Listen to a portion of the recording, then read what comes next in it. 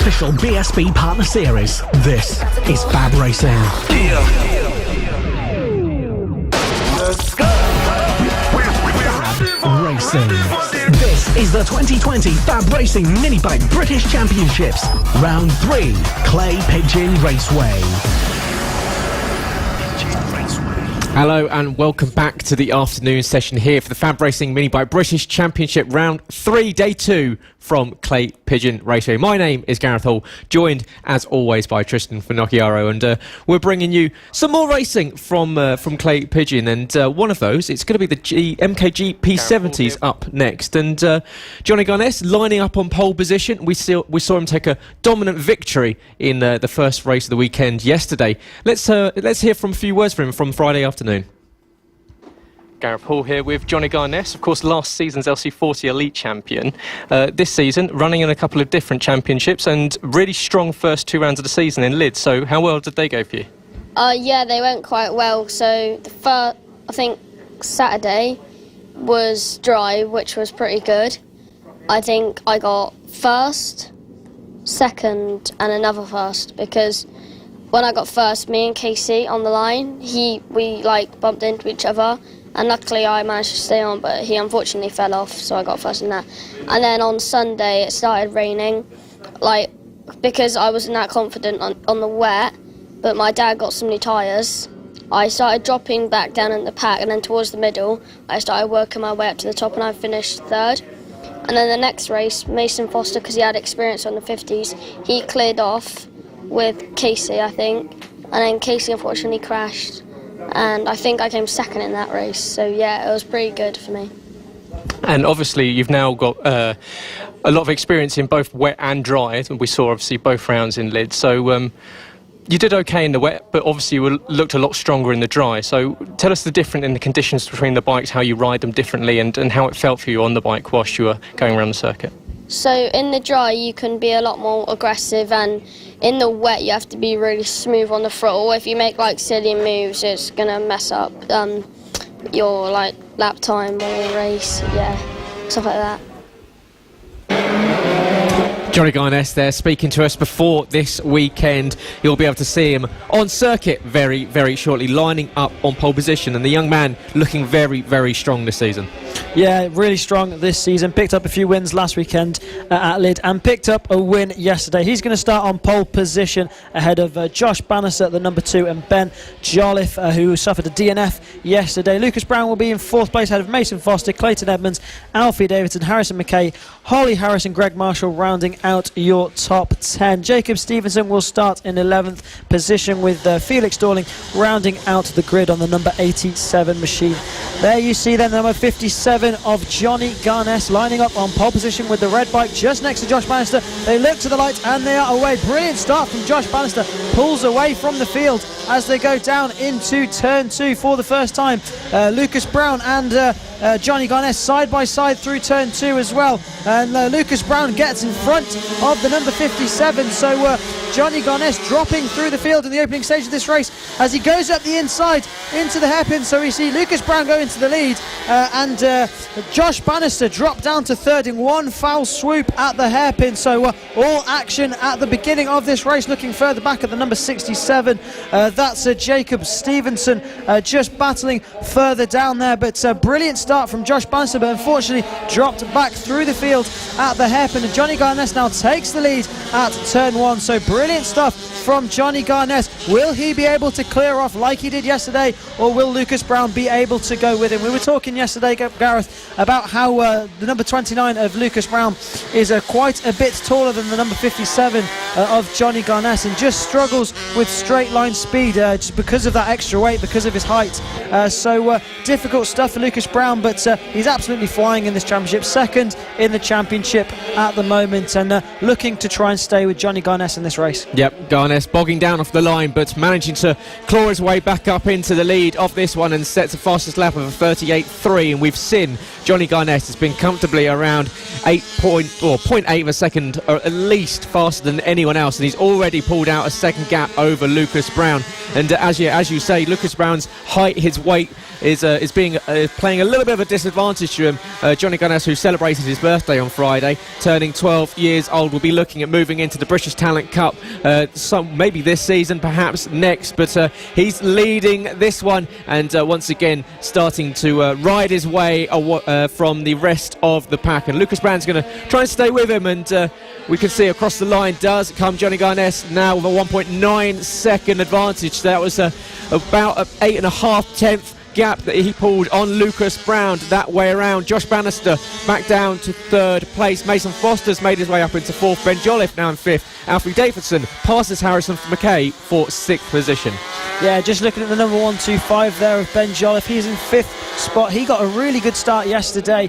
He was 3rd on the grid, got a good start, got up with Johnny Garnes and was trying to follow Johnny, and unfortunately suffered from a DNF yesterday, but he's back out today in 5th spot. Looking further back, that's number 15 of Holly Harris. She picked up her first ever win earlier today in the senior mini moto category, and they're doing very well in this race as well. 9th place in this race, so she's just battling with the Felix Dorling, I believe that is, just behind her there. So Greg Marshall, she's battling with the number 19 bike with the yellow wheels there. So scraps all through this race, but Johnny Garnes absolutely extending that lead out the front like we saw yesterday. 3 seconds the gap between Johnny Garnes and Lucas Brown now. Josh Bannister also a distant 3rd. Mason Foster pushing to try and get a podium in the GP 70 class. We saw how fast he was in the GP 50s earlier on. So then there he is, the number 57 of Johnny Garnes, leading this race, controlling the race at the front beautifully. 38.2 on that last lap, very close to the lap record. We saw in the race yesterday he was getting really close to that lap record, couldn't quite manage to break it, but that'll be the least of his worries in this race. He's just controlling that race at the front, edging that gap out, and trying to pick up another 25 points here at Clay Pigeon. Yep, cool, calm head behind that visor of the 57. Johnny Garnes just getting on with it, setting really consistently fast laps there. His last 2 laps have been within half a tenth of each other, so that shows you just the pace that he's running so far in this one. And the number 57 has got himself a 5.5 second gap.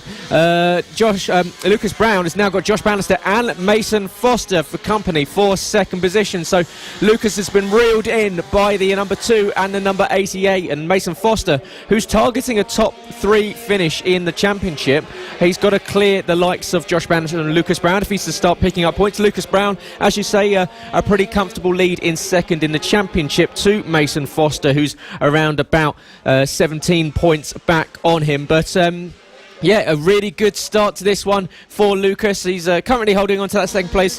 Johnny Garnes has checked out behind. We've got gaps between Ben Jolliffe and Alfie Davidson around about half a second. Harrison McKay is joining in that fight as well with the number 125, Ben Jolliffe. As you say, a really good start yesterday in race 1. Unfortunately going down at the hairpin, and unfortunately he looked as though the only one that could possibly have stuck with Johnny Garnes, but yeah, it allowed Johnny to romp away to victory. Yeah, he was putting in a rapid pace yesterday at the beginning of the race, looking really strong at the beginning, as we could just see in the picture there with the white bike, the small 125 at the front. He's just fending off Alfie Davidson at the moment for 5th spot. So a good ride from Jolliffe and recovering from that DNF yesterday. This class, of course, the premier class for the junior riders in FAB-Racing. This is the last stage of racing that they'll go through before they move up to the big tracks, to the likes of British Talent Cup, and we know that number 57 Johnny Garnes is targeting the British Talent Cup very shortly. Last time out we saw Casey O'Gorman, who's also in the British Talent Cup this year. He returned to the GP70 class last time out at Lid, and there was some good battles between him and Johnny Garnes, but no Casey this weekend, so it's all about what Johnny Garnes can do, as Josh Bannister has a look up the inside of Lucas Brown at turn 1, trying to find his way through, and he does make his way through at turn 2 there into the S's then. Josh Bannister takes second place away from Lucas Brown, but Lucas is looking like he wants to snap back, looks to the inside of the hairpin and makes the move stick. Brilliant move there from the number 29. Has a look behind Mason Foster. What can he capitalise now on the fact that these guys are battling it out? So a battle for second really hotting up now, and Ben Jolliffe looks like he's tagging onto the back of that group as well now. Yep, 4 laps left to go in this one, and the battle and the fight for second place is on. There goes the 57 machine of Johnny Garness as he comes across the line. Now we've got Lucas Brown, Josh Bannister, Mason Foster and Ben Jolliffe all joining this party for second place, and Lucas Brown has got a fight on his hands to hold on to it. We've already seen Josh Bannister take it off him once, but Lucas with a pretty collected move back down the inside into this corner here. You see the hairpin as they exit it into the horseshoe, the long left-hander, double apex for these bikes, and you can see Lucas tight to that apex, trying to close off any openings for Josh Bannister.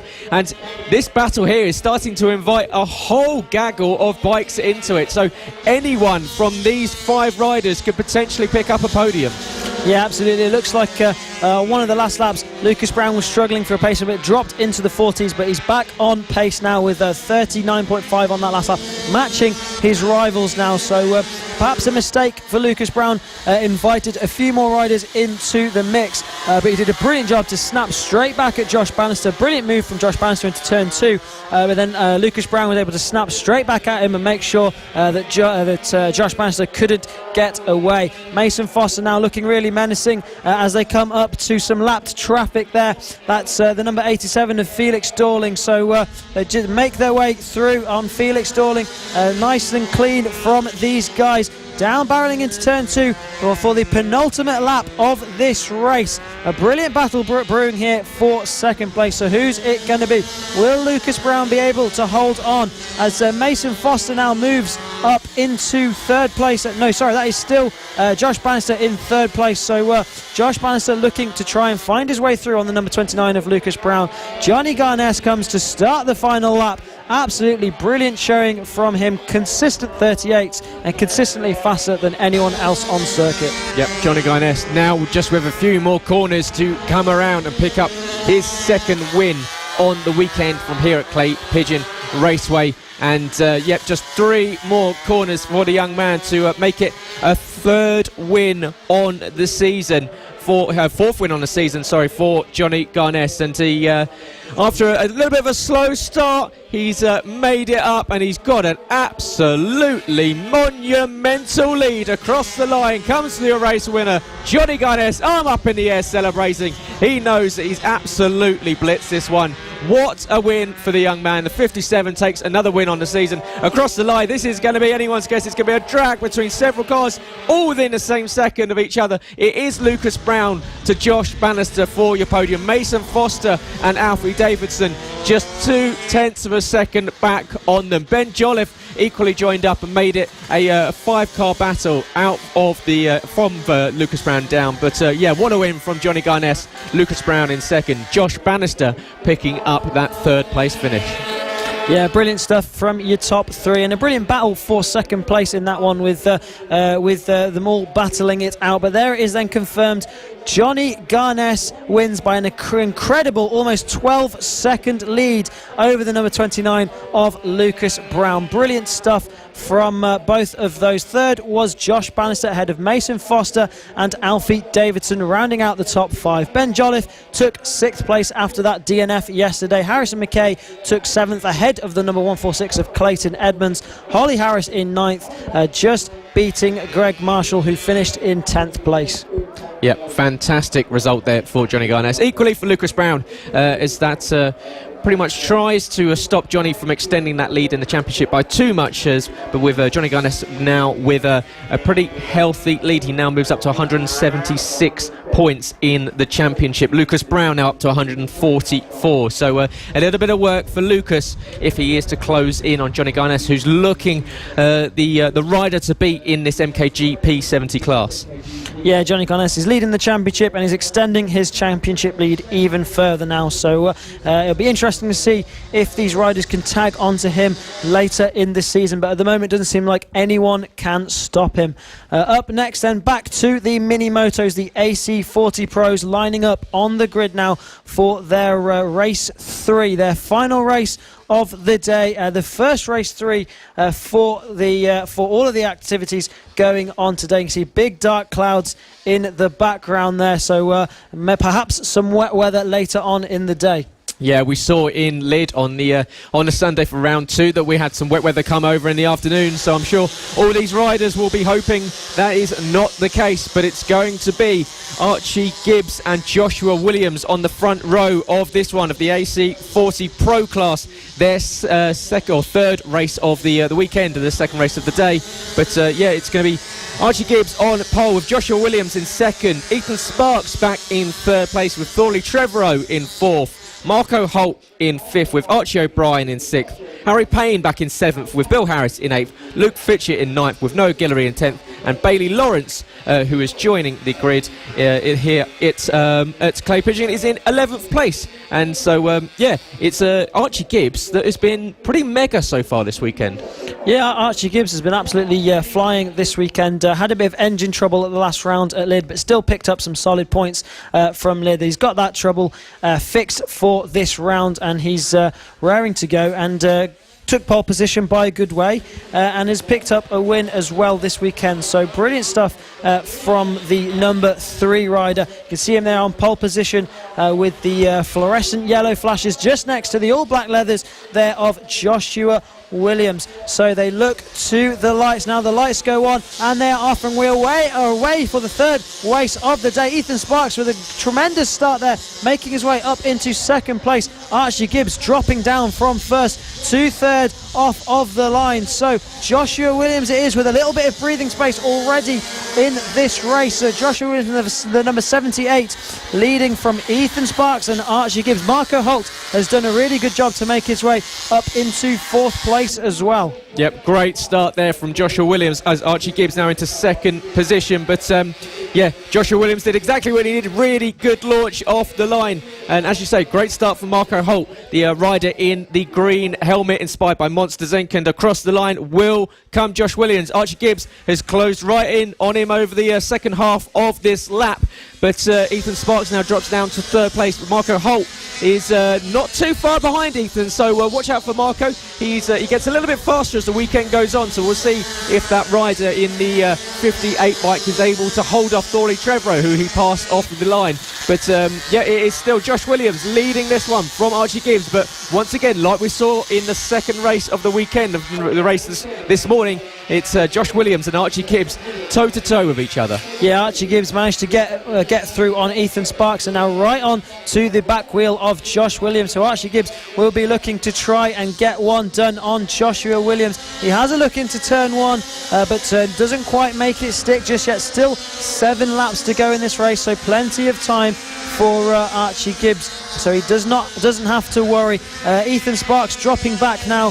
He's in 3rd spot, but just dropping back off the back of these riders. He's just seemed to have struggled to be able to stick with the pace of Williams and Gibbs this weekend. So a race win each this weekend, one for Archie Gibbs and one for Josh Williams so far. So who's going to take the 3rd one this weekend? We will find out within 6 laps time. Joshua Williams doing a brilliant job out the front, but Archie Gibbs is with the fastest lap on that last lap. Yeah, really good lap there for Archie Gibbs. The 42.696 puts him around about 0.6 of a second off the race lap record. But in fact, that fastest lap of the race now goes to Josh Williams with a 42.4, a tenth of a second faster than Archie Gibbs. So he managed to slightly extend that lead out to 0.3 of a second in that last lap. Marco Holt is still doing a good job of holding off Thorley Trevorrow, and in fact Marco Holt closing in on Ethan Sparks. So Marco Holt can see the podium right in front of him, and equally dragging Thorley Trevorrow with him. So Ethan Sparks, he's been on the podium so much so far this season in this AC40 Pro class, but Marco Holt not giving up. Yeah, number 62, Ethan Sparks. We heard from him earlier on, and he just seems to be coming under a little bit of trouble now in the form of the number 58 of Marco Holt and Thorley Trevorrow. You can see there, 3-bike battle for third position now as Ethan Sparks looks to defend his third place spot from Marco Holt. Marco Holt right on the back of Ethan Sparks now, and is going to be looking for a way through, just as the number 42 of Thorley Trevorrow will also be eyeing up his first podium. Yep, this is a nice run for Marco Holt. Looks to the inside, but Ethan covers off the apex. But you can see up ahead, it's they're actually starting to close in on Archie Gibbs. So Archie Gibbs has dropped right off the back of Joshua Williams. He's now 1.7 seconds back, and he's falling into the clutches of the trailing trio of Ethan Sparks, Michael Holt and Thorley Trevorrow. So is there a bike issue there for Archie Gibbs? You can see, yeah, there is. He falls back behind them. So a bike issue for the rider that was in second position, and he's coasting. You can see no power down the main straight, and that has promoted Ethan Sparks into second and Marco Holt up into third position. Yeah, very unfortunate for Archie Gibbs. Just suffering from some technical issues there. He's signalling to the side of the track. Really unfortunate. We saw his lap time drop off on the last lap to 44. So 2 seconds a lap slower than what he was doing before. So really unfortunate for the number 3. But this battle for third place now has turned into a battle for second, with Thorley Trevorrow trying to go around the outside of both Marco Holt and Ethan Sparks. Up the inside into turn 1, can't quite make it stick on this lap, but 3 laps to go for these riders. And Archie O'Brien now, the number 91, is just coming onto the back of these guys now. He's in 5th spot, and he's just trying to see if he can latch himself onto this battle for second and third. Only 2 of these 4 riders will stand on the podium. Currently it's Ethan Sparks and Marco Holt, but Thorley Trevorrow and Archie O'Brien will not give up. We've got 3 laps left to go, just about to go on to the penultimate lap of this one. Marco Holt has a look to the inside of Ethan Sparks, not quite close enough. The door is firmly shut in his face, and once again around the outside goes Thorley Trevorrow. He likes that outside line, and Marco Holt's going to have to watch out as he sweeps around, because he's just missed the left hand side as Thorley Trevorrow backs out of it at the last minute. But Ethan Sparks once again having to hold off some pressure. We've seen that throughout a number of the classes he's run in so far this weekend, but he's doing a good job, because Marco Holt and Thorley Trevorrow are both eyeing up that second place. But equally behind, Archie O'Brien, he's got to think he's still in the hunt for a podium. We're coming on to the last lap of this one, and it's that man on screen, Joshua Williams, with a huge 7-second lead over Ethan Sparks, and he's looking nailed on to take his second win of the day here in the AC40 Pro class. Yeah, he's led pretty much every lap of this race, and with the final lap of the race underway, he comes through the S's for the final time, down into the hairpin for Joshua Williams. Just a few more corners to go for him, and he will pick up his second win of the day, and he'll claw in some more points on championship leader Ethan Sparks. So one more corner to go for Joshua Williams, and Joshua Williams, it will be coming around the final corner for the final time onto the home straight, and it will be the number 78 of Joshua Williams who takes the second win of the day and the win for race 3 of the AC40 Pros rather. But who's it going to be? 4 second places in the number 62 of Ethan Sparks. Thorley Trevorrow gets up into third place ahead of Marco Holt. Across the line, it was Ethan Sparks ahead of Marco Holt and Thorley Trevorrow, really close for that battle for third, but Ethan Sparks does manage to hold on to second place. The number 91 of Archie O'Brien took 5th place then, and Archie Gibbs wounding that bike round to 6th place. Thorley Trevorrow misses out on a podium by 6 thousandths of a second across the line. That's such hard luck from the 42 bike, and he tried ever so hard, but Marco Holt, congratulations, holding on to that one. But Joshua Williams is your race winner for race 3 of the weekend here at Clay Pigeon. He takes the win by 8.5 seconds to Ethan Sparks in second. Marco Holt picking up a podium in third, with Thorley Trevorrow in 4th, Archie O'Brien 5th, with Archie Gibbs falling down to 6th place, Harry Payne in 7th, with Luke Fitchett 8th, Bill Harris in 9th, and Bailey Lawrence finishing in the top 10. Noah Guillory in 11th. But yeah, Josh Williams, another brilliant win from the young man. Yeah, brilliant win from Josh. That's 2 wins this weekend for him, and a consistent 42 pace for him. So yeah, brilliant stuff from Josh Williams, and he'll be a lot closer to Ethan Sparks in that battle for the championship as well. So if you've just joined in, welcome to Clay Pigeon Raceway here for round 3 of the FAB-Racing Minibike British Championships. We're just starting all the race 3s for today. We've just had the AC40 Pros race 3, and we've got plenty more action coming up. Yeah, absolutely. And of course, you can watch at home, on screen, or listen live on the go on Motorsport Radio. You can join us on FAB-Racing's YouTube or Facebook page, where you can see all the live stream throughout the weekend, and equally throughout the week you can see highlighted clips of each category. So make sure you're following the FAB-Racing YouTube and Facebook page. Equally listening live on motorsport.radio, the world's only 24/7 motorsport dedicated radio, with live commentaries, interviews and shows from all things from 2 to 4 wheels. Make sure you're liking, watching, commenting, subscribing, all that good stuff you do on the social medias. And equally, if you are watching at home, get in touch with us. Let us know who you're supporting, who you're watching, who you're rooting for. Always good to hear from you. And equally,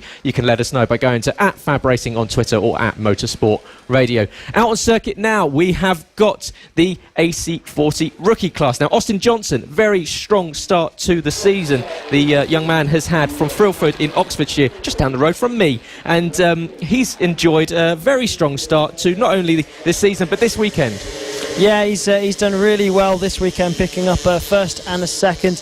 Equally has Byron Johnson also on the podium this weekend, third and a first for Byron Johnson, just beating Austin in that last one to the line. So the number 27 of Austin Johnson it will be who will line up on pole position ahead of Byron Johnson. Finley Polehill, the number 199, will be in third, and Freddie Bridewell, the number 18, in fourth spot. Harrison Day will be on 5th place ahead of Lewis Hull in 6th. 7th spot on the grid went to Travis Shaw ahead of Oliver Hull, Chloe Sewell and Zach Penegar, rounding out your top 10. Callum Maxwell took 11th spot on the grid ahead of Bethany Ashby in 12th place on the number 8 machine.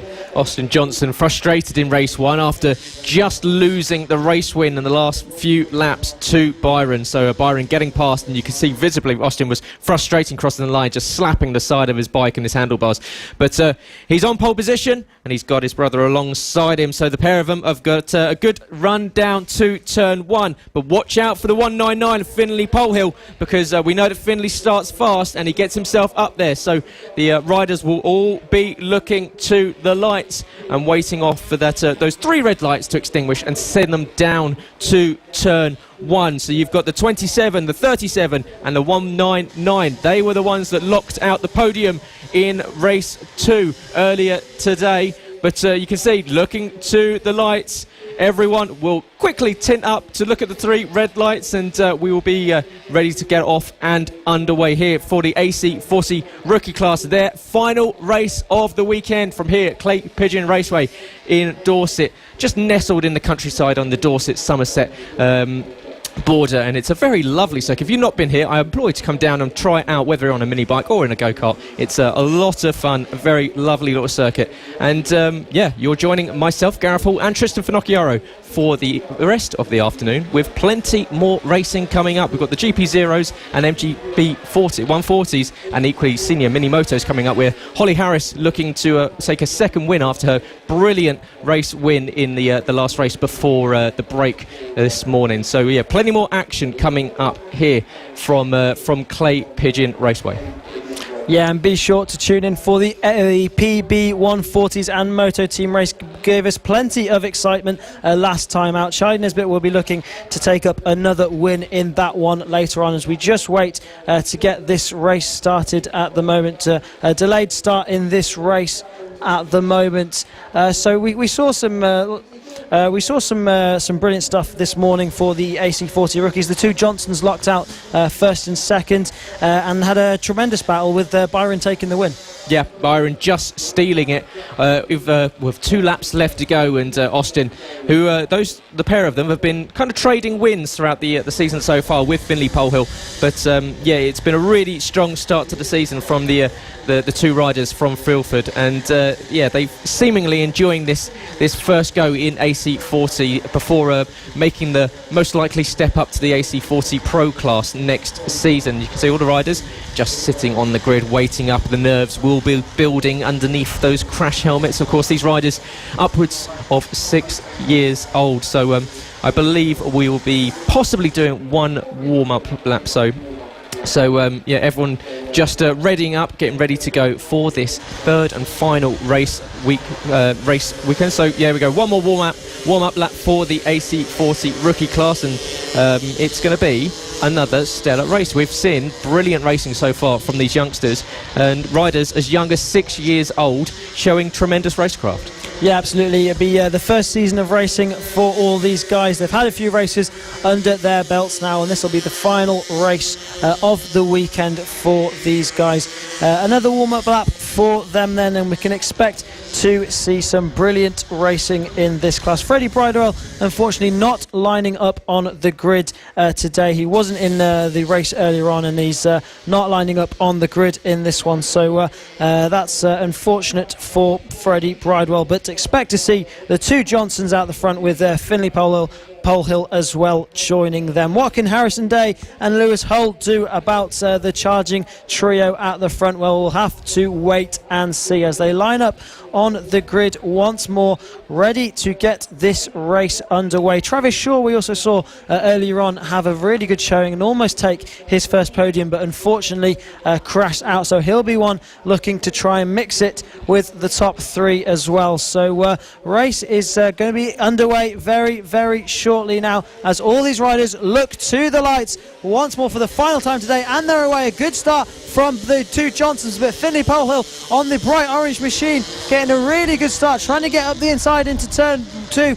He does, but unfortunately loses it out to Johnson there. So through the S's, it's the 2 Johnsons ahead of Finley Polehill and Harrison Day there in 4th spot.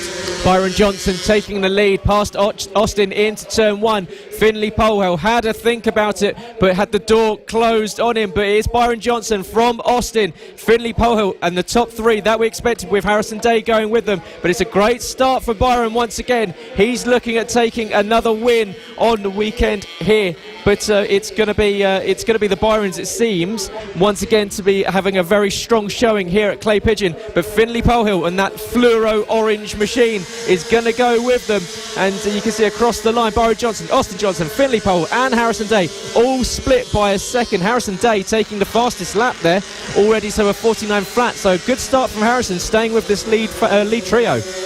Yeah, and it just looks as if the 2 Johnsons are running away a little bit now.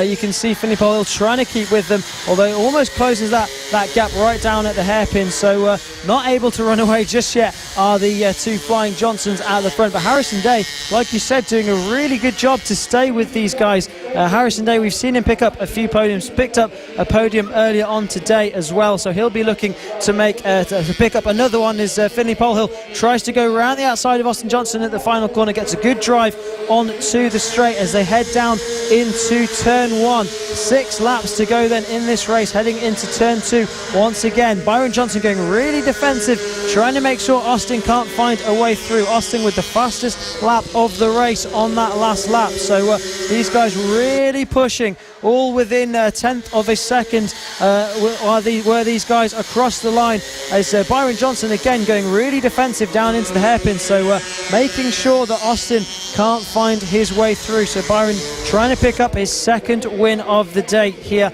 at Clay Pigeon. All these riders, of course, on air-cooled 40cc mini moto machines, all on the same Blatter 40cc air-cooled engine with a restrictor plate fitted between the cylinder and exhaust. You can see across the line comes Byron Johnson, Austin Johnson, the 37 in the lead, the 27 behind. Same leathers, same livery on the bike. The only way to tell the difference is the helmets, and it's black for Byron, white and red for Austin. Austin having a look to the inside, very close, but that's going to allow Finley Polehill a good run into the hairpin. Austin Austin's going to have to take the outside. Finley's going to have the inside line.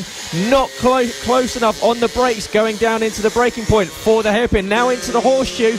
Byron Johnson has got a little bit of a gap between himself and Austin. So Austin now coming under threat from Finley Polehill. We know that Finley is no stranger to the top step of the podium, so he'll still be watching out for this one. We're coming on to the 4 laps left to go, and down goes Polehill. Polehill down at the last corner, slaps the ground in frustration. And we saw in Lid, this is the same thing that happened, falling out of a podium position. He's back up, back on the bike and back in the race. But Finley Polehill falling down out of contention for the race win, promoting Harrison Day up into third.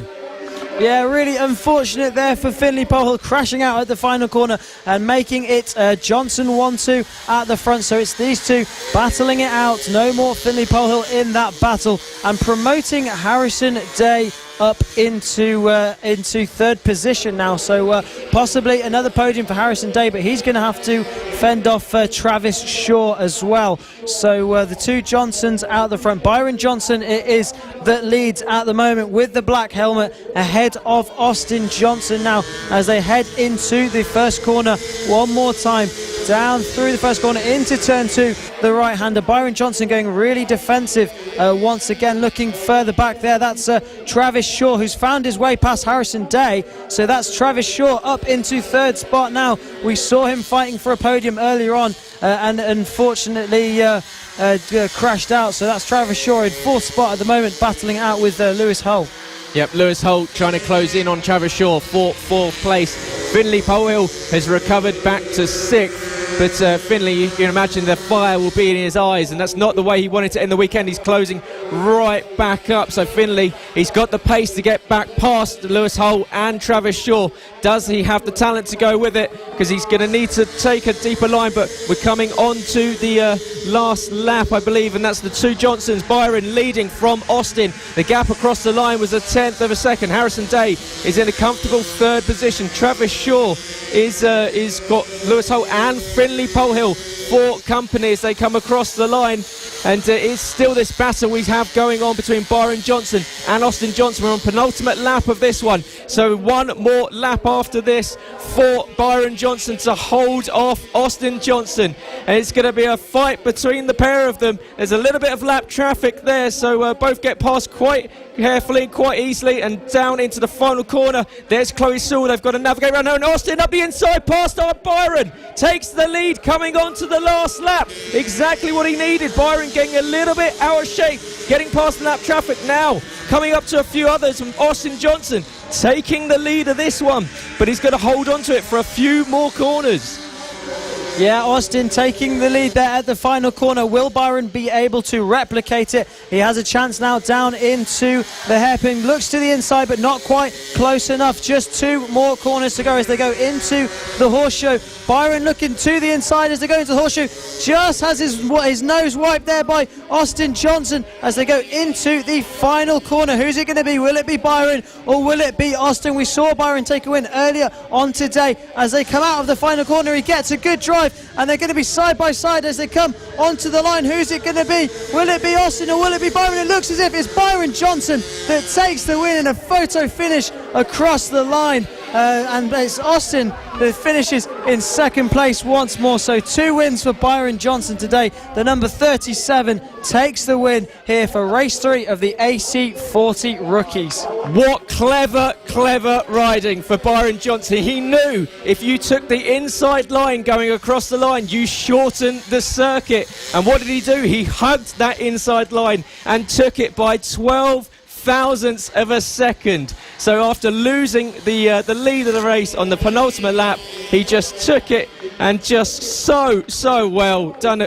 Came across the line and stole it from Austin Johnson. So congratulations goes to Byron Johnson. What a race from the young man. Very clever, very smart riding there from him. Byron Johnson is your race winner. Austin Johnson will be spitting feathers in second, losing out again, 12 thousandths of a second down. Harrison Day having a race of his own, picking up a podium in third. Finley Polehill managed to jump back past Travis Shaw and Lewis Hull, so moving back up to fourth. So well done to Finley there. So yeah, Finley in fourth, Travis Shaw in fifth, Lewis Hull in sixth, Oliver Hall in seventh, Callum Maxwell in eighth, Chloe Sewell in ninth, and Bethany Ashby in 10th position. But what a race from the two Johnsons.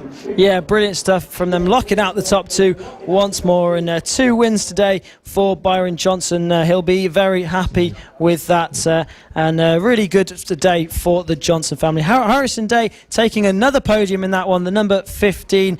He'll be happy with that one as well. Finley Polehill also did a great job to recover. Up next then we'll have the GP Zeros and MGP 140s. These are a one-off class for this weekend, replacing the absent sidecars for this weekend, Gareth. Yep. So and they have had Henry McCartney, who is the rider who wears the 31, and he has taken the first 2 wins of the weekend, and in pretty sensational fashion. The last race earlier today saw him take the win by over 12 seconds. So you've got to expect that Henry McCartney is the one to watch for this one.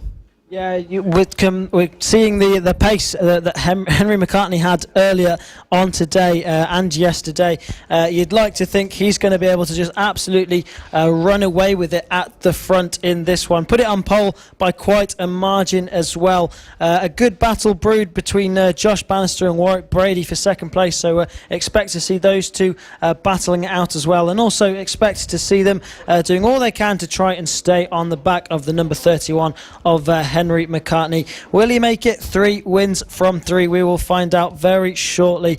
The number 37 of Monty Hillier, he'll also be out there. He picked up a podium yesterday.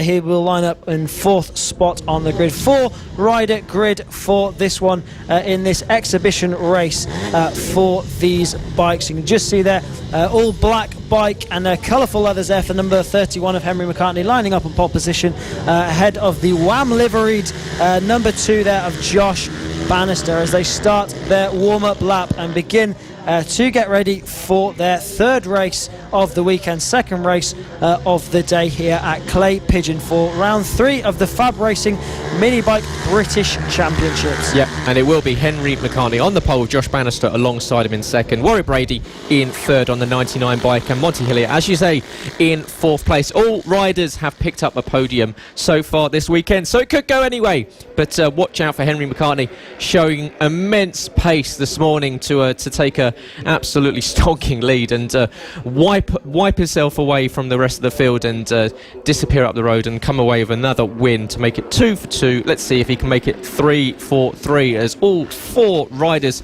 slide into their grid slots here at Clay Pigeon, getting ready to start off their 3rd and final race of the weekend here from Clay Pigeon Raceway in Dorset. Looking to the lights, 3 lights on, 3 lights off we go, and as Henry McCartney gets a really good start, Josh Bannister dropping down, and that promotes both Monty Hillier and Warwick Brady up, but it's another good start. Once again, Henry McCartney straight off the line, was straight on it. Yeah, a bit of a poor start from Josh Bannister, dropped through the field there, so not what he wanted at all, but perhaps looking like he's having a little bit of trouble there, struggling to get past Monty Hillier, although he looks at the inside of the hairpin and gets it done. So Josh Bannister now back up into 3rd place, but it's the number 99 of Warwick Brady currently in 2nd place and looking to try and stop the charging number 31 of Henry McCartney and try and make sure he can't get away. But over the line, he already has half a second lead over Warwick Brady, 0.8 of a second lead over Warwick Brady over the line, so considerably faster than the rest of the field. Once again is the number 31 of Henry McCartney. Now it's about what can Josh Bannister do about Warwick Brady. Can he catch up the 99 by the end of this race? You could just see in the far end of the picture there Warwick Brady and Henry McCartney. Warwick Brady doing everything he can to make sure Henry McCartney doesn't get away in this one. We're just looking at the number 2 on screen there with the WAM liveried bike there, WAM sponsorship for that team this year. As they come across the line, Warwick Brady, teammate to Josh Bannister this year, and he's not letting Henry McCartney get away at all. Warwick Brady on that last lap, fastest lap of the race with a 40.1. So the number 99 absolutely flying with this one and not letting Henry McCartney have his way in this one at all. Right on his back wheel now. So really impressive stuff from the number 99. Yeah, we'll see if this is Henry McCartney just playing games with Warwick Brady and just wanting to have a battle after enjoying pretty much a race of his own for race 2. Is he just going to let Warwick Brady stay with him and see what he can do in that 99 machine? And Henry McCartney is stretched out a little bit more of a lead over the second half. This lap comes across the line and the gap is 0.6 of a second. He does a fastest lap of a 39.999. So lovely time there, just underneath the 40-second mark. Equally, Warwick Brady almost matching him, only 0.03 of a second slower, and Warwick not looking a slouch at all. He's just having a just dipping a TNT line, just thinking if he can get the move done. Not quite close enough that time, but Henry McCartney a little bit more work to do this time compared to last race. Yeah, absolutely. Warwick Brady is absolutely flying. He's on a really, really good pace now. Low 40s, and with Henry McCartney just dipping into the 39s as they come onto the straight one more time. Through turn 1, down into turn 2, and Warwick Brady on that last lap sets the fastest lap of the race, a 39.7. So Warwick Brady absolutely flying. Henry McCartney really pushing as well. So that's actually faster than the pole position time by Warwick Brady. So Warwick Brady showing some tremendous pace in this race to stay on the back of Henry McCartney with 8 laps to go. Anything can happen between these two. Yep, the rider in second position, Warwick Brady from North Wales, is putting the pressure on Henry McCartney, not wanting him to have that clean sweep of wins this weekend, and he's staying right in the tracks of the 31, and Warwick Brady's going to just size him up and find the right opportunity to make a move. You can see just how close they are, both riders with the knee almost elbow down coming around the exit of turn 2 and through the S's. Warwick Brady with a good run down into the hairpin, not quite close enough. Henry McCartney having to work overtime this time around, and now into the horseshoe. He's just not able to break free from Warwick Brady. Warwick looking really pacey in this third race. Yeah, Warwick is, like we say, absolutely flying. Another 39 on that last lap for Warwick Brady. So actually slightly faster than the number 31 just in front of him. So what can Warwick Brady do about the number 31? Henry McCartney setting a good lap on that last lap, but nip and tuck between these two guys. Now still 6 laps to go in this race, so plenty of time for Warwick to have a go at Henry McCartney. He's just studying him at the moment, just following and seeing where he can get past around this clay pigeon circuit. Warwick Brady doing a brilliant job there in second position, and Henry McCartney doing an excellent job to cover his lines and make sure there's no way through for Warwick Brady. But you're going to have to think that Warwick is going to have to try and make a move at some point. Josh Bannister still in third place, with number 37 there of Monty Hillier just on your screens there with the fluorescent leathers there, doing a good job down in fourth place of this race. But back to the front, Warwick Brady looking really menacing now. You can see how defensive Henry McCartney is going down into the hairpin, trying to make sure there's no way through for Warwick Brady. But Warwick Brady right on the back wheel of Henry McCartney, and looking to find his way through as they come on to start to finish another lap. 4 laps will be left to go in this race as they come across the line. 4 laps left then.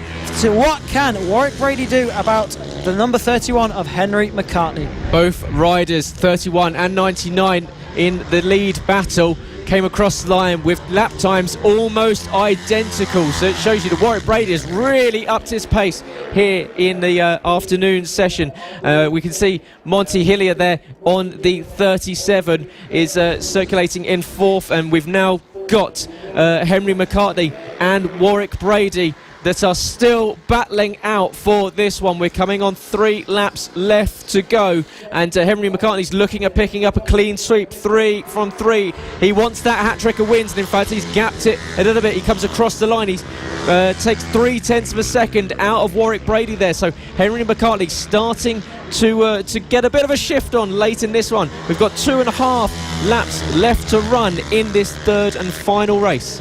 Yeah, McCartney with some really good race pace in this one. So the number 31 there, Henry McCartney, just trying to put the hammer down at the end of this race. Some really good late race pace. What can Warwick Brady do now? He's going to have to respond and try and find his way onto the back of Henry McCartney now and try and find his way through. But 2 laps to go then as they start the penultimate lap of this race. Does Warwick Brady have an answer to Henry McCartney? He stretches the lead out to 0.8 of a second, so 0.8 of a second lead he has now over Warwick Brady. Can Warwick respond? Yep, Warwick's, you can see the gap is starting to build, so maybe Henry was just wanting a little bit of a battle as this race extended, and you can see they're starting to close in on Monty Hillier now, who is a little bit further up the road. But Warwick Brady has done an admirable job to try and hold on to Henry McCartney, who's looked absolutely outstanding in the first 2 races of the weekend. And across the line goes Monty Hillier, and he's being chased down now by the lead pair of Henry McCartney and Warwick Brady. We now enter the last lap of this one, so it will be Henry McCartney from Warwick Brady. It looks as though Henry's just moved into a different gear in this last lap or so. He's built himself just under a second's lead as they come up to the second to last corner at the Horseshoe, and Henry McCartney, if all things go to plan, will just get himself around the lap traffic, but it's going to close right up. Warwick Brady's going to see this lap traffic's going to hurt Henry McCartney. Can he get up the inside? There's contact between the lap traffic and Brady, but Brady's going to get a run on him down towards the line. Is it going to be close? It's going to be Henry McCartney on the line. He takes the hat trick. 3 from 3 for the young man, and across the line by 0.2 of a second. Thumbs up from Henry McCartney to Warwick Brady. He knew that he gave him a race in this one, and that lap traffic at the end made it a little bit tasty. Yeah, absolutely. Warwick Brady absolutely seized the opportunity and tried to find his way through on Henry McCartney right at the end. Unfortunately, wasn't meant to be for Warwick Brady, but he'll be really happy with that, setting the fastest lap of the race as well. So showing some tremendous pace was the number 99. Just see Henry McCartney there celebrating, elbow down through the Horseshoe. Brilliant 3 from 3 for him this weekend. And Josh Bannister as well there in 3rd place will be happy with that, with Monty Hillier in 4th place in this race. Yep, brilliant result there for Henry McCartney. He takes a clean sweep on the weekend here for the exhibition outing for the GP0 and MGP 140s as they run in lieu of the sidecars here at Clay Pigeon. But yeah, great race there from the pair of them. Josh Bannister picking up a podium.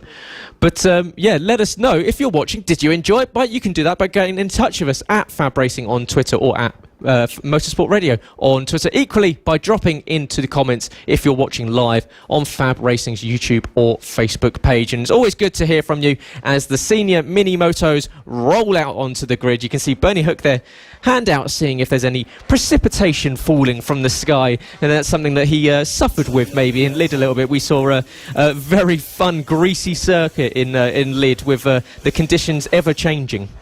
Yeah, absolutely. And these guys, they've had a bit of wet weather experience already, and there's been some rain threatening at the Clay Pigeon circuit, but all still dry at the moment. Last race was an exciting one with Holly Harris leading the whole way. You can just see in your picture there with the blue and yellow leathers. She took her first win earlier on today, but it will be the number 0 of Bernie Hook that will line up on pole position ahead of the number 15 of Holly Harris. In 3rd spot will be the number 7 of Andy Whedon, just ahead of the number 711 of Nick Bennett in 4th spot on the grid. Simon Huntingford, the number 47, rounds out your top 5, and the number 1 through 7 of Ashton Dean rounds out the grid there in 6th spot. So yeah, just looking at Holly Harris and Bernie Hook on your screen now as they roll up to the grid, ready to start this senior mini moto race. Race 3 for these guys, the final race of the weekend here for round 3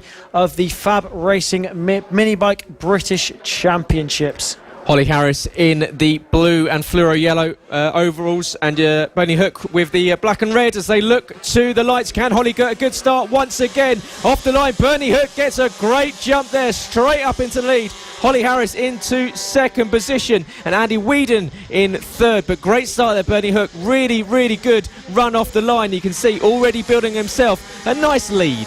Yeah, Bernie Hook knew how good Holly's starts were from earlier on today. She got a tremendous start in race one, which saw her take the lead. But Bernie made sure that he got that whole shot off of the line. He capitalised on his pole position and starting to edge out a bit of a lead now over the number 15 of Holly Harris. Nick Bennett and Andy Whedon also in there in behind Holly Harris, trying to get up onto the podium as well. See Bernie Hook now, the number 0, leaning forward on that number 0 machine, trying to get himself to reduce as much drag as possible on that number 0 machine there. But it just looks like Holly Harris is catching her back up to Bernie Hook now. So Holly Harris with some tremendous pace now then, right up onto the back wheel again of Bernie Hook as he just takes a bit of a wider line into the hairpin. Yeah, Bernie Hook has got to watch out, because it's not just Holly Harris that is starting to cruise up to the back of him. It is also Andy Whedon and Rob Petit. But Bernie Hook did the fastest lap of 45.7 last time around. But Holly Harris is looking racy, and equally behind Andy Whedon and Rob Petit are looking pretty quick indeed. Here it comes across the line. Holly Harris takes the first lap, then it goes immediately to Rob Petit of 44.5. But the second, third and fourth place riders all setting lap times within 100th of a second of each other. Bernie Hook extending that gap out a little bit after maybe coasting in the second lap of the race, allowing these trio behind to close back up. But you can see Bernie just having a quick look behind him there as he exits the hairpin into the horseshoe. Holly Harris, eyes firmly set in front of her, not looking behind at all. That's the best thing you want to do. You want to be paying attention to what's going on ahead of you, not what's going on behind. Yeah, absolutely. And her sights are going to be firmly set on the number 0 of Bernie Hook as he's starting to check out at the front now. 1.2 second lead across the line last time. So Bernie Hook controlling the pace at the front beautifully. 43.5 on that last lap. So considerably quicker than anyone else on circuit at the moment. So it's going to be all about this battle for second place between Holly Harris, Andy Whedon and Rob Pettit in there on the number 8 machine there without a front fairing. Yeah, so it's in fact Bernie Hook is the current race lap record holder around Clay Pigeon here with a 42.3. So he's currently almost a second off that. So we know he can go much faster. Let's see if he can beat it this time around. He comes across the line, does a 44.1, 44.4 for Holly Harris and a 44.5 for Andy Whedon. But we've got Bernie Hook from Holly Harris, Andy Whedon, Rob Petit and Aston Dean in 5th position.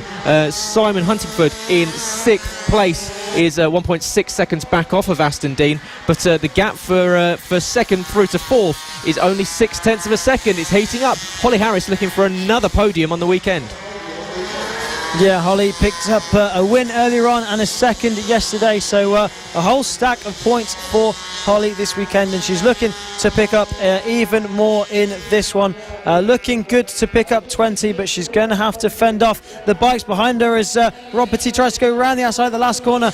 Can't quite make it stick as they come onto the home straight. You could just see Holly seems to have a little bit of advantage on the home straight in terms of straight line speed and compared to the bikes behind her.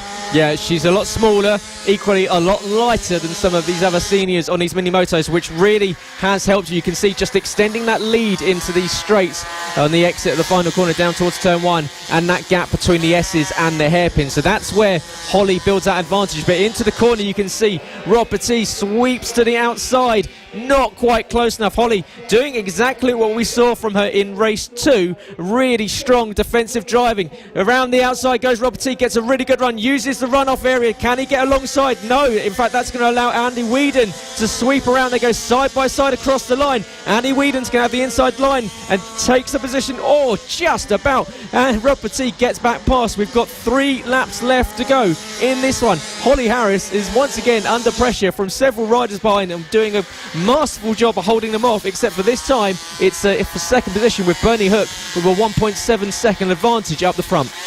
Yeah, you can just see Rob Petit there in behind. He's trying to go round the outside at any chance he can. Up the inside into the final corner then.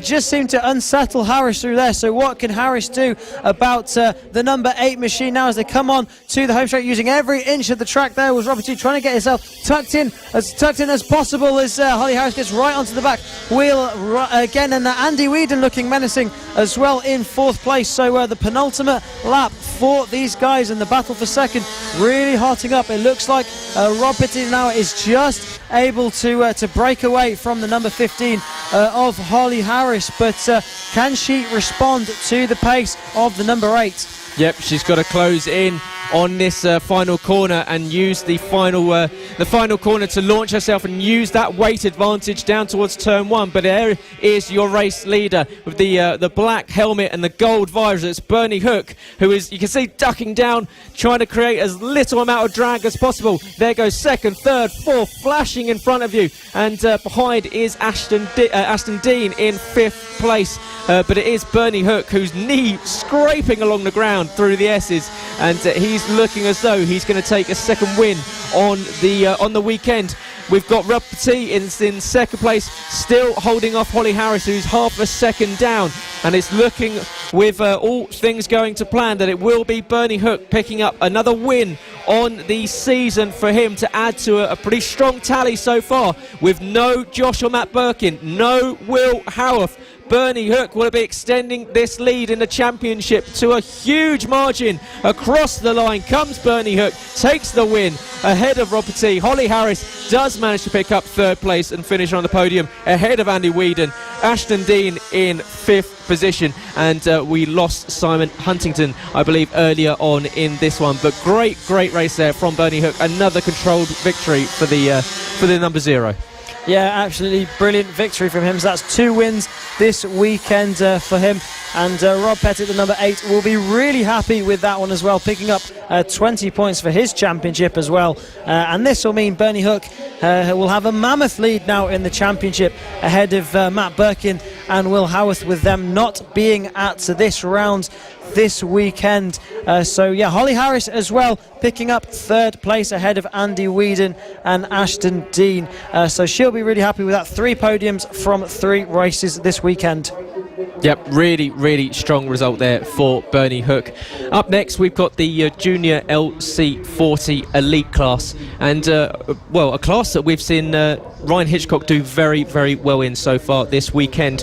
He's had to hold off the likes of Samuel Munson and Charlie Huntington, but really strong weekend so far for Ryan Hitchcock. Yeah, Ryan Hitchcock's been absolutely dominating the LC40 Elites this weekend. He's sort of he's a returning star in that class. He's also got a couple of lap records here as well in the GP50s, GP70s. He's been through the mini moto route. He's done the GP50s, done the GP70s, heading into British Talent Cup as well this year, but also doing a little bit of mini moto racing as well, and absolutely destroying the field as well. So we'll be bringing you that race very shortly. I'm Tristan Finocchio, and joining me this weekend is Gareth Hall, bringing you all the coverage from Clay Pigeon Raceway here for round 3 of the FAB-Racing Minibike Championships.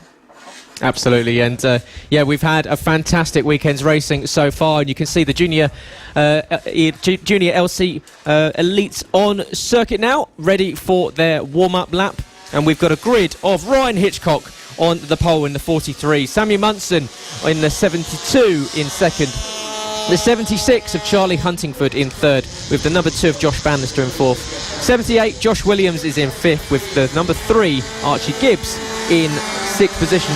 91 is Archie O'Brien in 7th, with 42 Thorley Trevorrow in 8th. Warwick Brady's the 99 in 9th. Luke Fitchett is the number 7. Marco Holt on the 58, with Casey Sperry in with the number 20 machine in 12th position. And Archie Gibbs, as you were talking about earlier, on a slightly different bike in this one. Yeah, Archie Gibbs running his air-cooled machine in the liquid-cooled 40cc class. So a little bit down on power is the number 3 of Archie Gibbs, but still doing a brilliant job and putting out some brilliant lap times nonetheless. All these riders then, apart from Archie Gibbs, on a liquid-cooled 40cc mini motos. Is the elite class for the junior mini motos. So all these riders getting to grips with more power on these bikes. You see the number 43 there lining up a pole position with the googly eyes on the bike, and they are away for race 3 for the junior LC40 elites down into turn 1, and it looks like Charlie Huntingford it is that's taken the lead again from Ryan Hitchcock. So another brilliant start from Charlie Huntingford like we saw earlier on. Number 2 of Josh Bannister there just coming through your picture ahead of the number 72 of Samuel Munson. Josh Bannister's in 3rd ahead of Sam Munson in 4th, and Archie Gibbs there with the fluorescent flashes in 5th place at the moment. Great start once again from Charlie Huntingford. He seems to really enjoy this 3rd place start because he just launches off the line straight down the inside of Ryan Hitchcock and Samuel Munson and up into the lead this one. But you can see we've got a breakaway there, but also Archie Gibbs, a good start from him as Charlie Huntingford comes down. So it is Ryan Hitchcock that's gone down at the final corner. So that's Ryan Hitchcock down out of 2nd position. So the rider up on his feet. Frustration for Ryan, the 43. We expected him to do really well. A little bit winded, you can see, trying to get the bike restarted. Arm up in the air, maybe a bit of frustration perhaps as we've got a red flag out on the circuit. Perhaps a little bit of contact between Ryan Hitchcock and Charlie Huntingford. You could see arm up in frustration from Ryan, but red flag.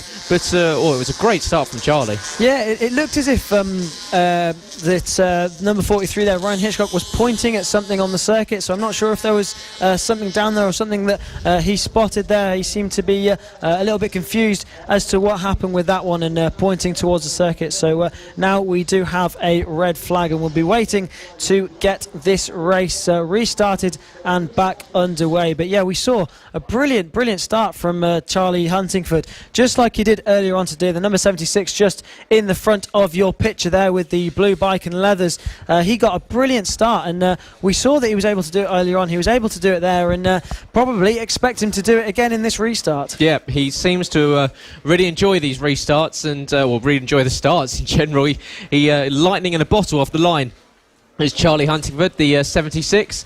Josh Bannister in 2nd position will be perhaps looking at picking up a good result. We'll see if Ryan Hitchcock is rejoining this one, but went down at the final corner on lap 1, which caused the red flag. Archie Gibbs had a good start and found himself up in 3rd position. So Archie Gibbs on that air-cooled bike had a great start, found himself well up the order, and we saw in race 2 earlier today that he was fighting for the podium and almost got it, only at the last. As you see, down to the front row does come the 43, arm up as he looks over at perhaps a little bit of contact there between the pair. Frustration from Ryan Hitchcock as he rolls up into the grid slot.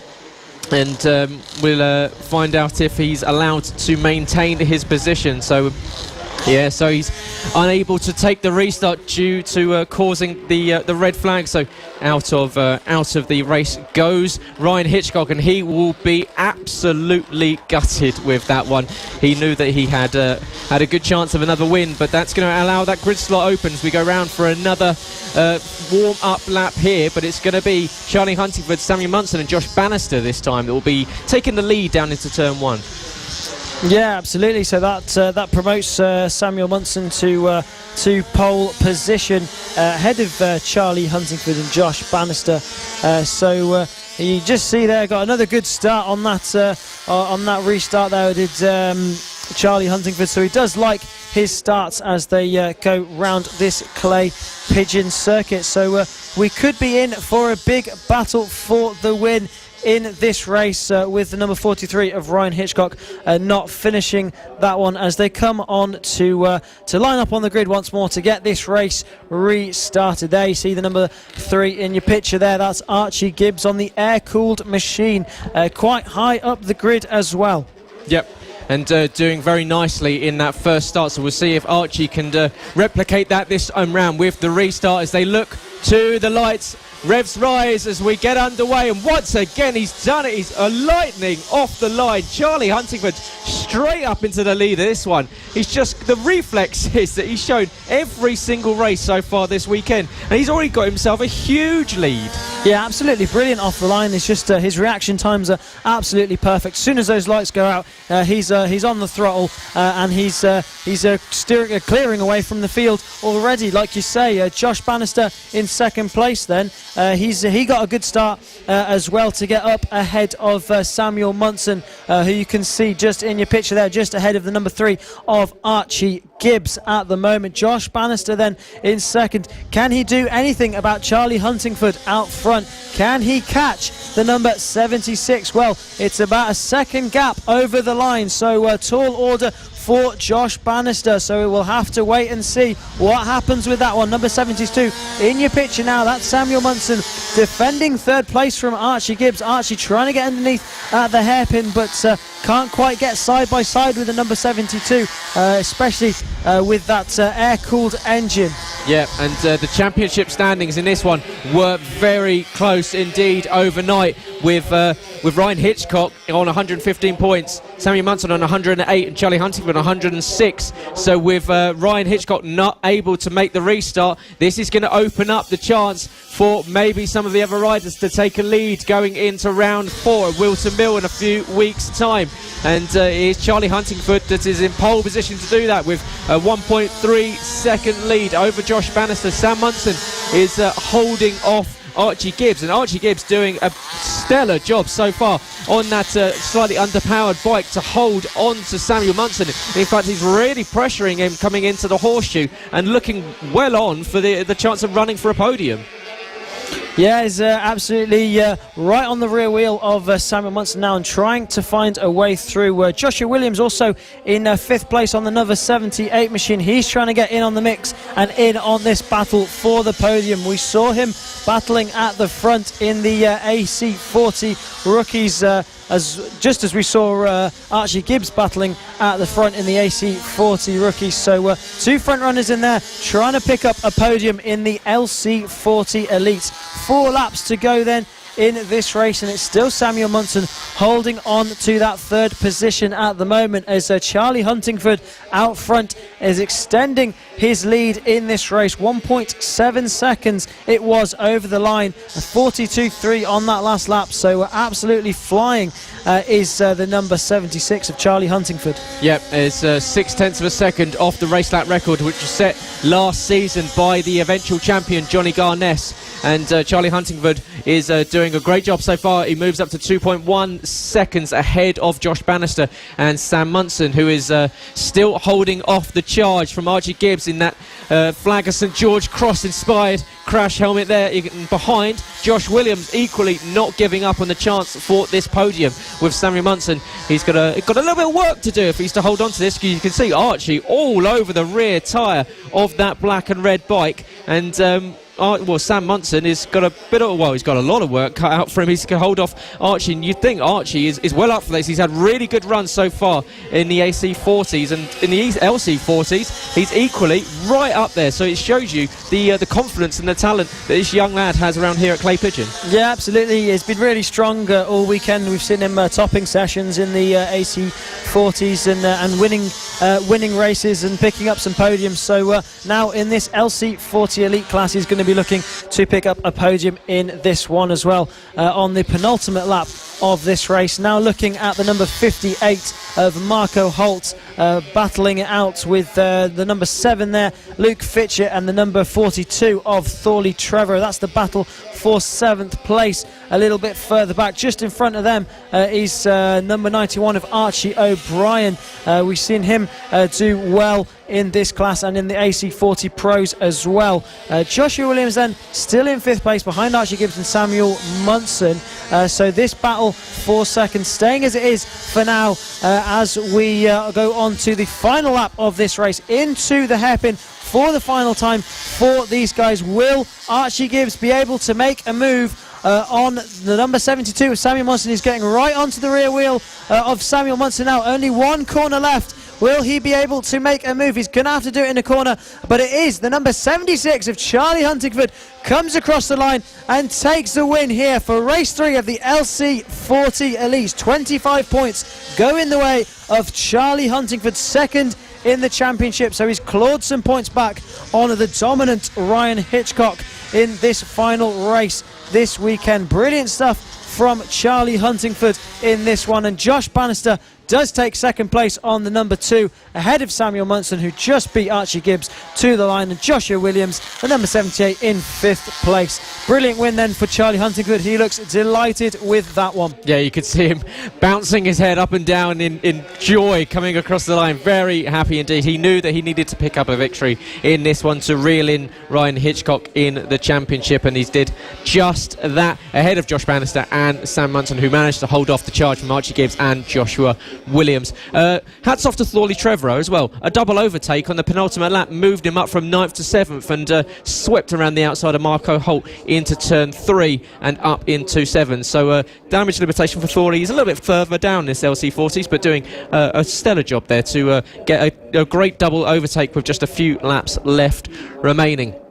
Now, next up, after the LC40 Elites, you'll start to hear a bubble of noise, and that bubble of noise will increase, and it'll get louder and it'll get louder as you see more of these pit bike 140s and Moto Team bikes roll out onto the circuit. And well, we've had some real entertainment so far this season from the likes of Mr. Charlie Nesbitt and Eddie O'Shea, and amongst many others. And this pit bike 140 has always been a very fun category, and equally Moto Team, they somewhat go a little bit unknown, the fact that we see them battling in the pack. But Simon Clowes, very good results so far for him, picking up a couple of race class wins. But yeah, we've got Rossi Banham on pole position. He's got Jamie King, Leo Caulfield and Charlie Nesbitt for company in this pit bike 140. And yeah, you never know where this one's going to go. No, absolutely. All these riders capable. A lot of BSB names in this one, and a lot of familiar pit bike names, such as Jamie King lining up in second place behind Rossi Banham, who's on pole. Leo Caulfield in third place ahead of Charlie Nesbitt, Simon Gates rounding out the top 5. Eddie O'Shea is in 6th ahead of Cameron Horseman, and Cameron Caulfield in 8th place ahead of Rob Pettit, the number 8, and Bernie Hook, the number 0, in 10th place. Taylor Lawrence in 11th ahead of Aston Ballard, James Cook, Simon Clowes and Jason Pugh rounding out your top 15. Callum Wybrow, Jack Andrews, Vince Bailey, Greg Pearman, Kevin Gritton round out your top 20 ahead of Ben O'Keefe, Maxwell Hall and Harrison O'Keefe in 23rd spot. Elliot Crosby is in 24th spot on the grid ahead of Ian Jackson, Roger Monks, Frankie Carlton, Anthony Perrill, Iona Glover and Gary O'Keefe rounding out your grid. 30 riders on this grid for the Pit Bike 140 and Moto Team race. Simon Clowes pole position for the Moto Team, and Rossi Banham pole position for the Pit Bike 140s. Expect to see some exciting action in this one, some fast laps as they look towards the light and get this race underway. It's a good start from Charlie King and also Charlie Nesbitt going up the inside into turn 1 and around the outside into turn 2. Charlie Nesbitt from 4th on the grid makes his way into the lead of this race. A brilliant start from the number 86 of Charlie Nesbitt. Yep, you can see Charlie, so much confidence offline, off that usual racing line, sweeps around the outside of both Rossi Banham and Jamie King up into the lead of this one. And yes, so much fun it is watching these Pit Bike 140s and Moto Team classes out there, and it will be Charlie Nesbitt coming across the line to open up the first lap here of 12 laps from the PB140 Motor Team Race 3, and Charlie Nesbitt does come across the line with a half-second gap over Rossi Banham and Jamie King. Eddie O'Shea in 4th position has jumped Leo Caulfield into 5th, and we saw a great fight between Charlie Nesbitt, Rossi Banham and Eddie O'Shea, only unfortunately mixed up by some late traffic. But with this Pit Bike 140 and Moto Team class, that is the nature of the beast. We will see lap traffic, we will see riders being compromised, and that will be the excitement. That's what brings us all this crazy racing. Yeah, absolutely, and it was Charlie's ability to just carve through lap traffic in that last race that really won him that one, but he's going to have his work cut out for him in this one, with Rossi Banham now right on his back wheel closing that gap down to the race leader. Charlie Nesbitt there without the front number plate on his on that bike there. He looks behind to see where Rossi Banham is. Rossi looking to the inside at the hairpin, not quite able to make it sit, but gets the drive out of the hairpin as Charlie Nesbitt goes wide through the horseshoe. Then Charlie holds on to the lead for now, but Rossi will be looking to find his way through. He shows him a wheel into the last corner, but can't quite make it stick. Charlie Nesbitt trying to find where Rossi Banham is on circuit there, as we have a rider down there at the hairpin. We knew the hairpin was going to take a lot of riders in this race, but it's Charlie Nesbitt then still battling it out with Rossi Banham, swapping and changing positions at the front of this race. Currently leading your moto team race then, the number 133 of Simon Clowes ahead of the number 8 of Jason Pugh, and Vince Bailey in third spot just ahead of Greg Pym. They'll be looking to rack up points as well with the absence of Will Howarth this weekend. He was leading the championship going into this weekend, but all these riders in the motor team will be looking to score as many points and close down that lead he had as they go side by side into turn one. Rossi Banham takes the lead ahead of Charlie Nesbitt then, and brilliant side by side action on the home straight there. Charlie just signalling something to Rossi Banham. Maybe he wants Rossi to lead for a few laps now so he can have a look at the back of the number 196 machine and see where he can make a move later on in this race. 10 laps still to go in this race, so expect plenty of changes for the lead as this race goes on. Yep, Charlie waving him by on the main straight and saying, let's have a race, Rossi. And we've got a bit of deja vu because Simon Clowes and Jason Pugh are battling it out over the lead of the moto team class, and it is Simon Clowes, the 133, that is leading from Jason Pugh, but the gap down at 0.3 of a second across the line. Rossi Banham takes the lead of the race and a fastest lap of 39.218. And I believe that's the fastest, that's the race lap record that's gone in that one. So Rossi Banham getting quick. And but yeah, we've still got Simon Clowes leading from Jason Pugh. They're currently in 12th and 13th position on circuit, but Simon looking at clawing back some points on the likes of Will Howarth, who's not here this weekend after Simon missed round 2, and he's looking at picking up a hat-trick of wins on a Saturday and a Sunday here at Clay Pigeon. Yeah, Rossi Banham now has stretched a 2-second lead over Charlie Nesbitt now, so perhaps Charlie running into a little bit of trouble.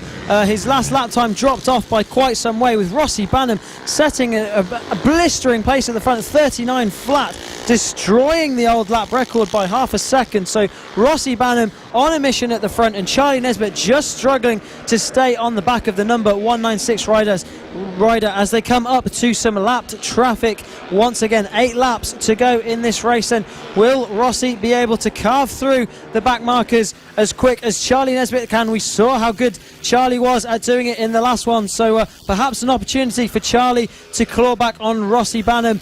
Charlie setting a blistering pace as well, but with that 2-second lead, it's going to take a lot for Charlie to be able to claw that back in, as Rossi Banham looks behind him to try and see where Charlie Nesbitt is there. Charlie Nesbitt's 2 seconds behind the number 196 of Rossi Banham, as we see a rider out there. That's number 10 of Taylor Lawrence out of this race, so unfortunate scenes for him as we go back to the front with the number 196 of Rossi Banham carving his way through some back markers, but it looks as if Charlie Nesbitt's got a little bit closer on that last lap. We'll have a look what it is. He's only 1.1 seconds behind now, so Charlie Nesbitt doing what he does best and carving through those back markers a little bit quicker than Rossi Banham is able to at this point in the race. Looking back with the moto team leader still fending off the number 8 of Jason Pugh is the number 133 of Simon Clowes. A brilliant battle going on for the lead of that race as well, but out the front of the overall race is Rossi Banham, absolutely flying at the front, but will Nesbitt be able to close that gap down? 5 laps to go as they come across the line. He looks visibly closer now as they go across the line one more time. Yeah, Charlie using so much exit curve. You can see a lot of traffic up ahead. Let's see if that hurts Rossi Banham, because we know Charlie is not afraid to go offline onto the marbles, onto the runoff areas to gain some extra time, to gain some extra speed. And Rossi Banham has got to navigate his way through this traffic behind Simon Clowes is desperately trying to hold on to the class lead in the Moto team race, and he's got Jason Pugh, and I'm sure he's going to be sick of seeing that baby blue bike behind him.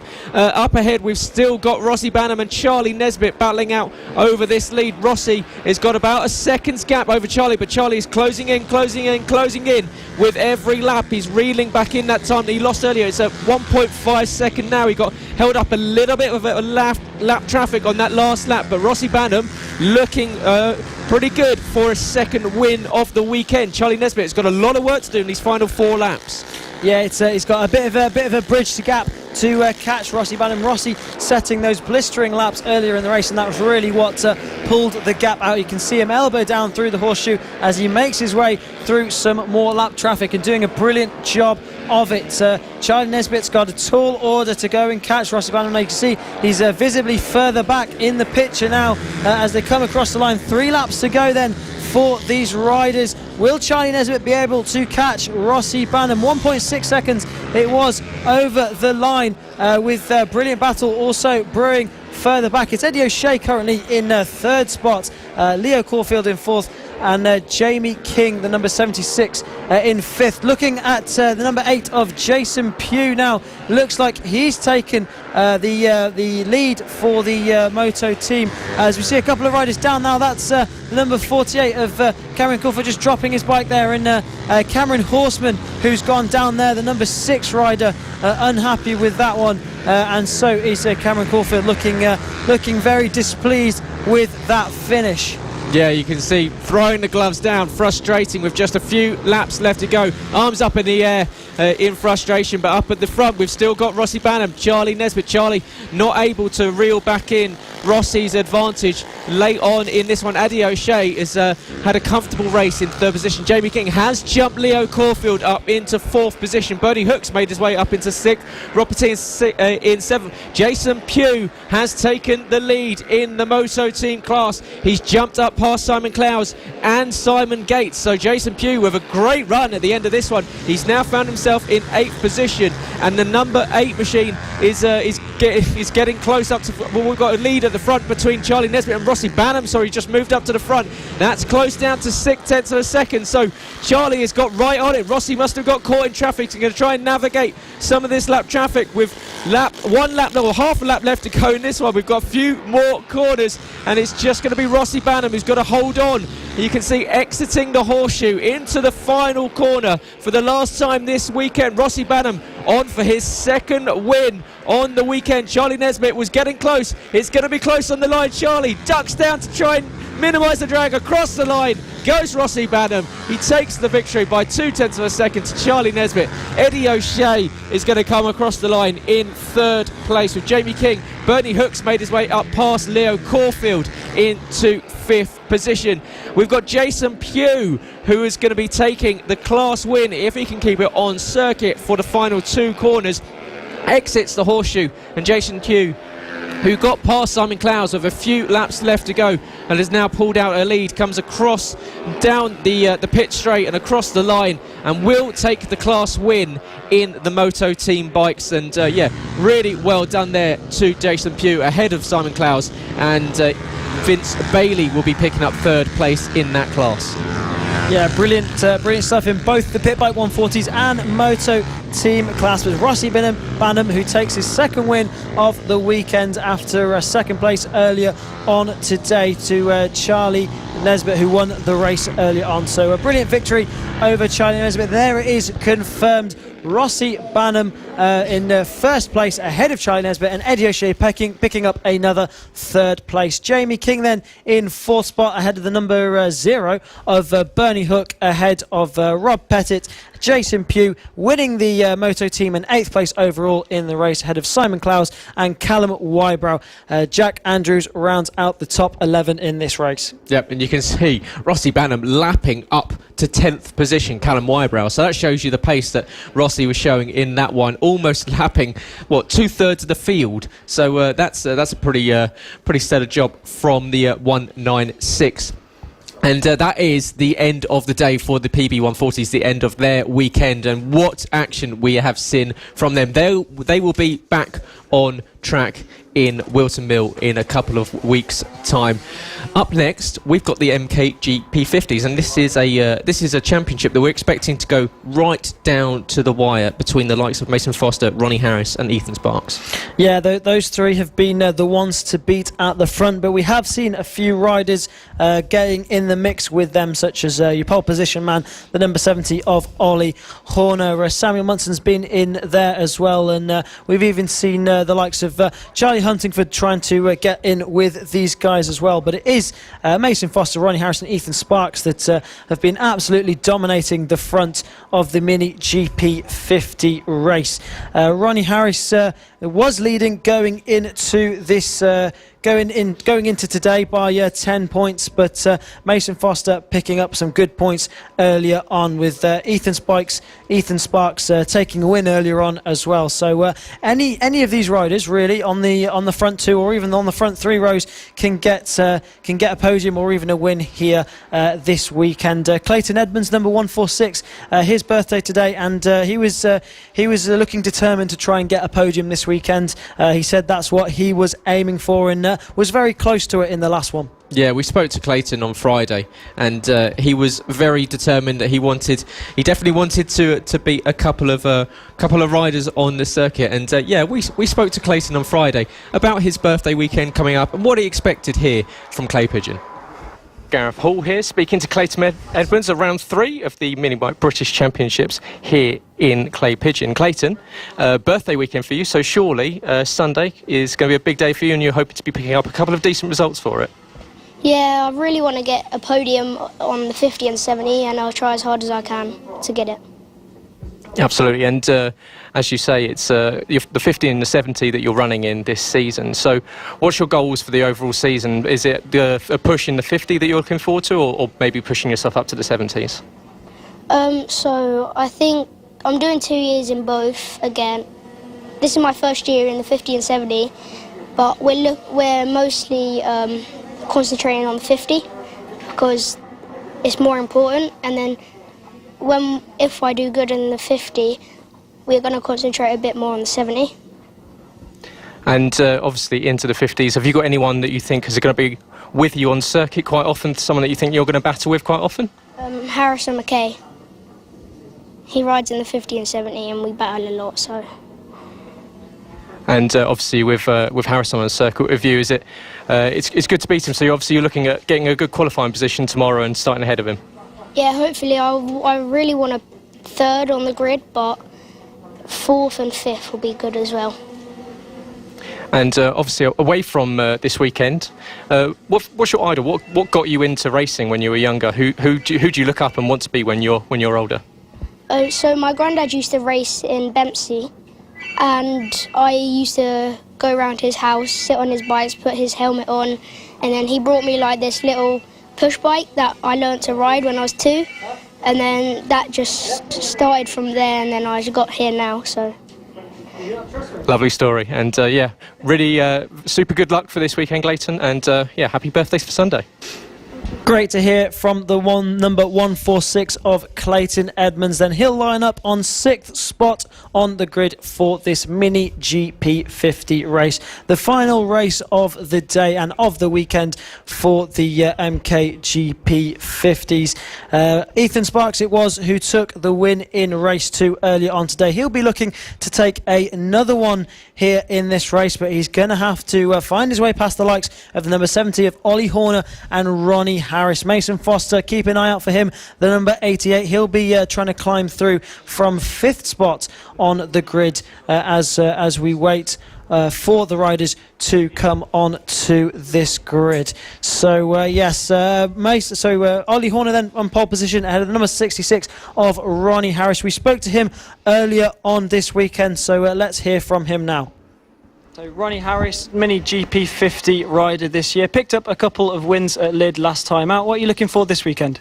Hopefully a podium, or just top 3 or something like that. Looking in a good place in the championship at the moment. Obviously the season's long, but what do you think you can achieve this season? Hopefully a top 2 or top 3 in the championship, maybe 1st. Are you happy with the way Lyd went last weekend? Yeah, really happy. So what got you into racing? You've been racing a few years now. Well, in the 1970s, my granddad raced sidecars. My dad was really into that, so my dad really wanted me to race motorbikes, so he got me into motocross, and then we went to Swindon Scott Redding Academy, and then we just joined FAB and just went up the classes. Do you prefer the tarmac to the motocross then? Definitely. What would you say is that makes it more fun? Probably just you go a bit faster, it's a bit less dangerous. Still dangerous though, but it's just more fun generally. Do you still do any motocross? Not anymore, no.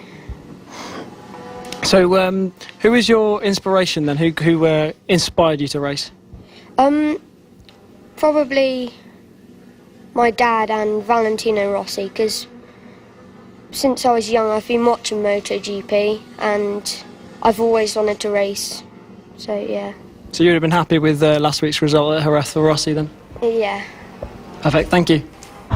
Lovely there from Ronnie Harris, saying that his father is his inspiration to getting into racing. Also Valentino Rossi, I wonder which one's the better rider out of the pair of them. But yeah, he will be out on circuit very, very shortly, lining up in the 66 machine. You can see a couple of the riders in the paddock just ready to roll out onto the grid.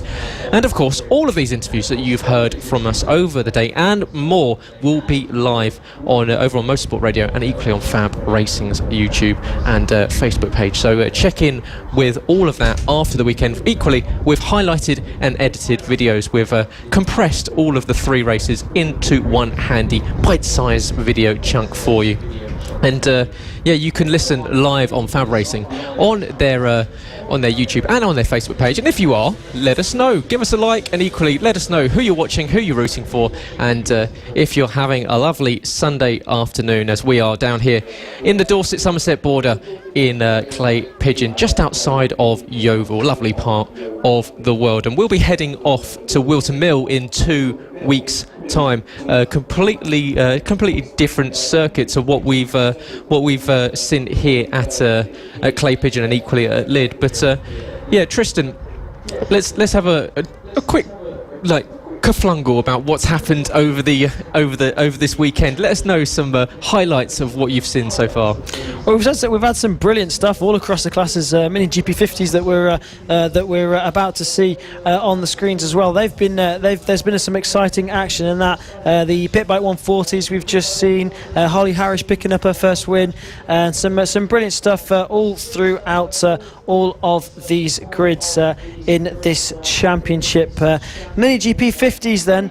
This is the road to MotoGP for all of these up and coming riders. Fab Racing, the official partner series to the Bennett's BSB Championship. So a lot of these riders looking to start off their careers is the place to be for them. The Mini GP50s is where they'll be starting off their careers on gearbox bikes. They've gone through the mini moto classes, some of them still competing in the mini moto classes as well, and just learning life on the geared bikes as we're just cleaning up some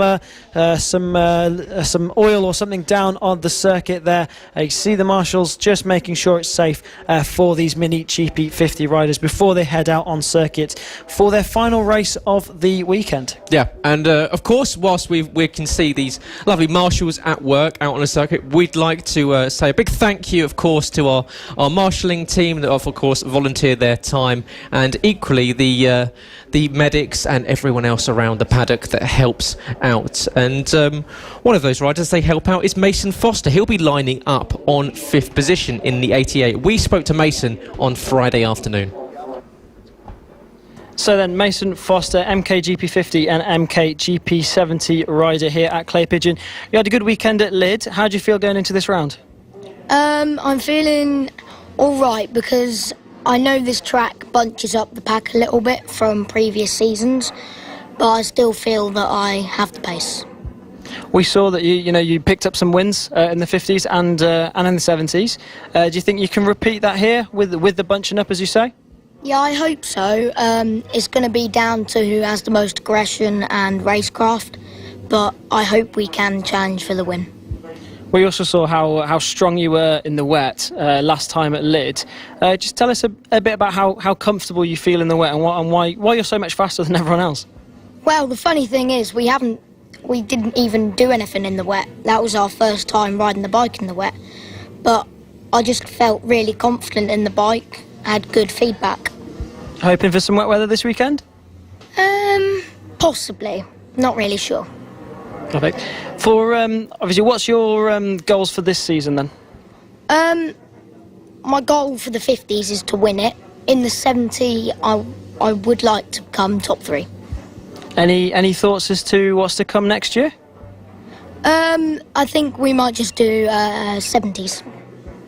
This weekend then, you've had a little bit of track time so far. How's it gone? All right. In the 70s, we were quickest in one session, and the 50s, we were quickest in one as well. Second sessions, all right, because the brakes failed in the 70s. In the 50s, just trying to recover from that, but still got 4th, so. Will we be able to sort those technical issues out for the rest of the day? Yes, I do think so, yeah. Perfect, thank you very much. That's right. That was the number 88 then of Mason Foster. He's just on your screens now. You can see him there, the number 88, with that lovely liveried bike and the black leathers there. Looking happy there in Parc Fermé, hopefully with working brakes for this race. We've seen some brilliant results from him earlier on today. He had a brilliant race earlier on, picking up a podium. So he'll be looking to replicate that in this race, starting from 5th place on the grid. Just next to him there is number 61, that's Harrison McKay. We'll find him a bit further back on the grid in 12th place as well. So lots of names to look out for in this mini GP50 race as they begin their careers on geared box bikes.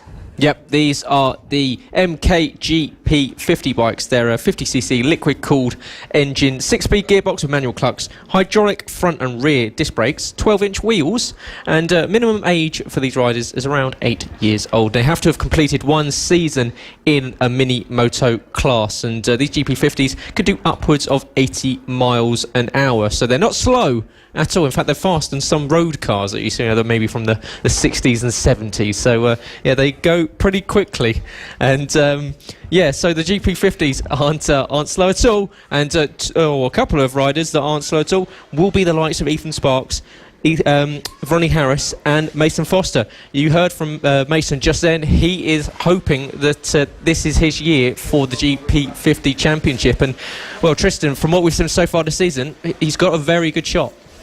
Yeah, absolutely. All these riders at the front, we've seen Mason Foster, Ronnie Harris, Ethan Sparks, absolutely dominating at the front, with a few names like Sam Munson, who you can see in your picture there, the number 72, with the British flag on the knee sliders there, as they prepare to begin their 2 warm-up laps here before the MKGP50 Race 3 here at Clay Pigeon Raceway for round 3 of the FAB-Racing Minibike British Championships, the road to MotoGP and the official partner series to the British Superbikes. Yep, and of course you can watch it all here on FAB-Racing's YouTube and Facebook page, and listen live on motorsport.radio, the world's only 24/7 streaming motorsports dedicated radio, with live commentary from myself and Tristan, interviews with several of the stars from all things from 2 to 4 wheels, and equally shows for all things motorsport. So make sure you tune in for that, and equally, if you're watching at home, make sure you do all that good stuff on the socials. You want like, comment, subscribe, follow, tweet, all those good things that we like to hear, and we always like to hear from you. So if you're watching at home, let us know who you're rooting for, who you're watching, if you've had a good day watching the races live here from Clay Pigeon. You can get in touch with us on @FAB-Racing on Twitter and @Motorsport Radio.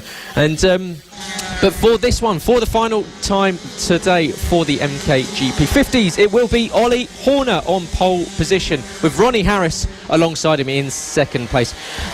Sam Munson in 3rd, with Ethan Sparks in 4th. Mason Foster lines up 5th, with Clayton Edmonds celebrating his 11th birthday in 6th. Cameron Sewell in 7th with Charlie Huntingford in 8th. Warwick Brady in 9th with Luke Schofield in 10th. Alfie Davidson, Harrison McKay round out row 6 with row 7 Casey Sperry and Blake Wilson. Row 8 is Harry Payne and Jacob Stevenson. Row 9 is Philip Suriak and Ollie Sims. And Isaiah Devine is on 19th position in the grid on row 10.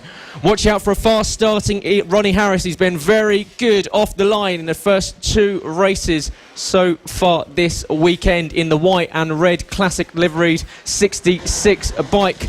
But behind it can go anywhere. The MKGP 50s have been a bundle of fun to watch, and they will be looking to the lights momentarily to get ready to finish their weekend from Clay Pigeon. And all riders filing into position. Engine notes rise, lights on, lights off, and it's a good start there from the 3rd place rider. That's Samuel Munson up into the lead. Ethan Sparks is in 2nd. Ronnie Harris drops down to 4th position off the line, but great start there from Sam Munson. The 72 leads from Ethan Sparks, who jumps up from 4th place into 2nd. Yeah, Ethan Sparks there, you saw using every inch of the track on the exit of the S's, trying to get a good drive to see if he could get underneath Samuel Munson into the hairpin. Clayton Edmonds now up into 2nd place as he takes 2nd place away from Ethan Sparks there. So a brilliant start to the race from Clayton Edmonds from 6th place on the grid. Absolutely flying in the opening stages of this race is the number 146. He's determined to get a podium in this race. Ethan Sparks has found his way back past Clayton Edmonds though, and back into 2nd place. So it is Samuel Munson, the number 72, ahead of Ethan Sparks and Clayton Edmonds. The number 70 there, the pole man,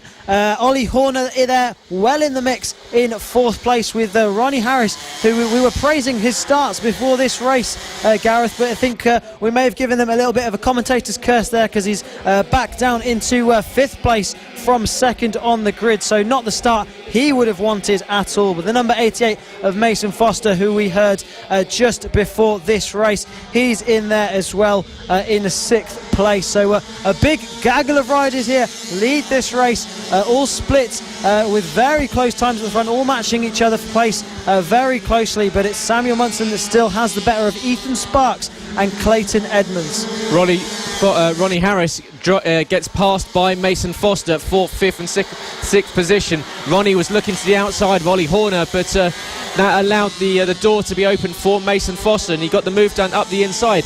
Clayton Edmonds, this is exactly what he did in race 2, launched himself from 6th on the grid up into the top 2 position. He's dropped back to 3rd, but it's another great start from the youngster celebrating his 11th birthday today. He finds himself in 3rd place with Ollie Horner, Mason Foster and Ronnie Harris for company behind, but you can see the gaps between the top 6 is a 2.5 seconds, so there's no real breakaway from anyone so far.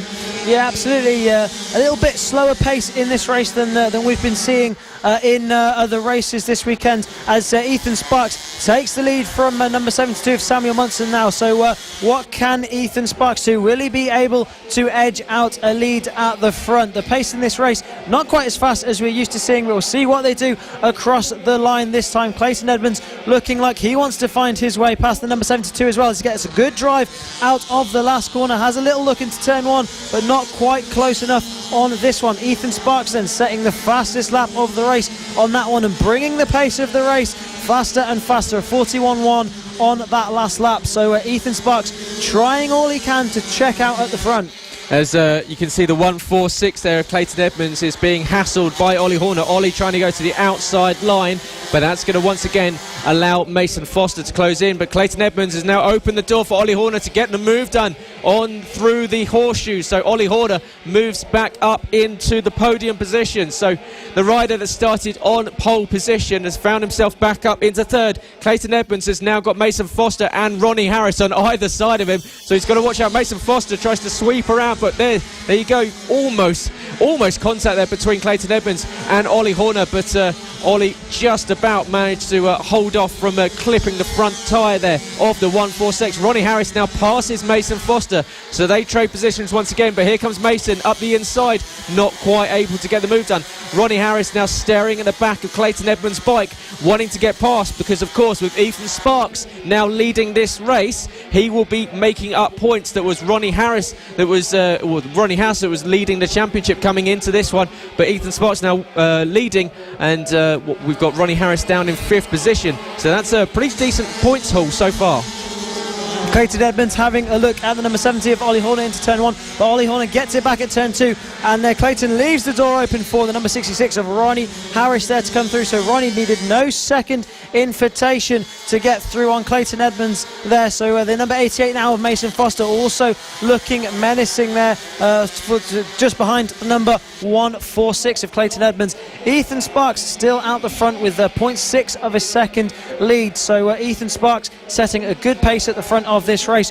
All these riders though pretty much identical lap times the last time around, so we're all absolutely matching each other for pace. So it's brilliant to see a 6-rider battle for the leaders. Ronnie Harris goes up into 3rd place ahead of Ollie Horner. Then Ronnie Harris on that last lap setting the fastest lap of the race with a 40.9. Yeah, perhaps a little bit of bike fatigue at the end of this long weekend for a lot of these riders.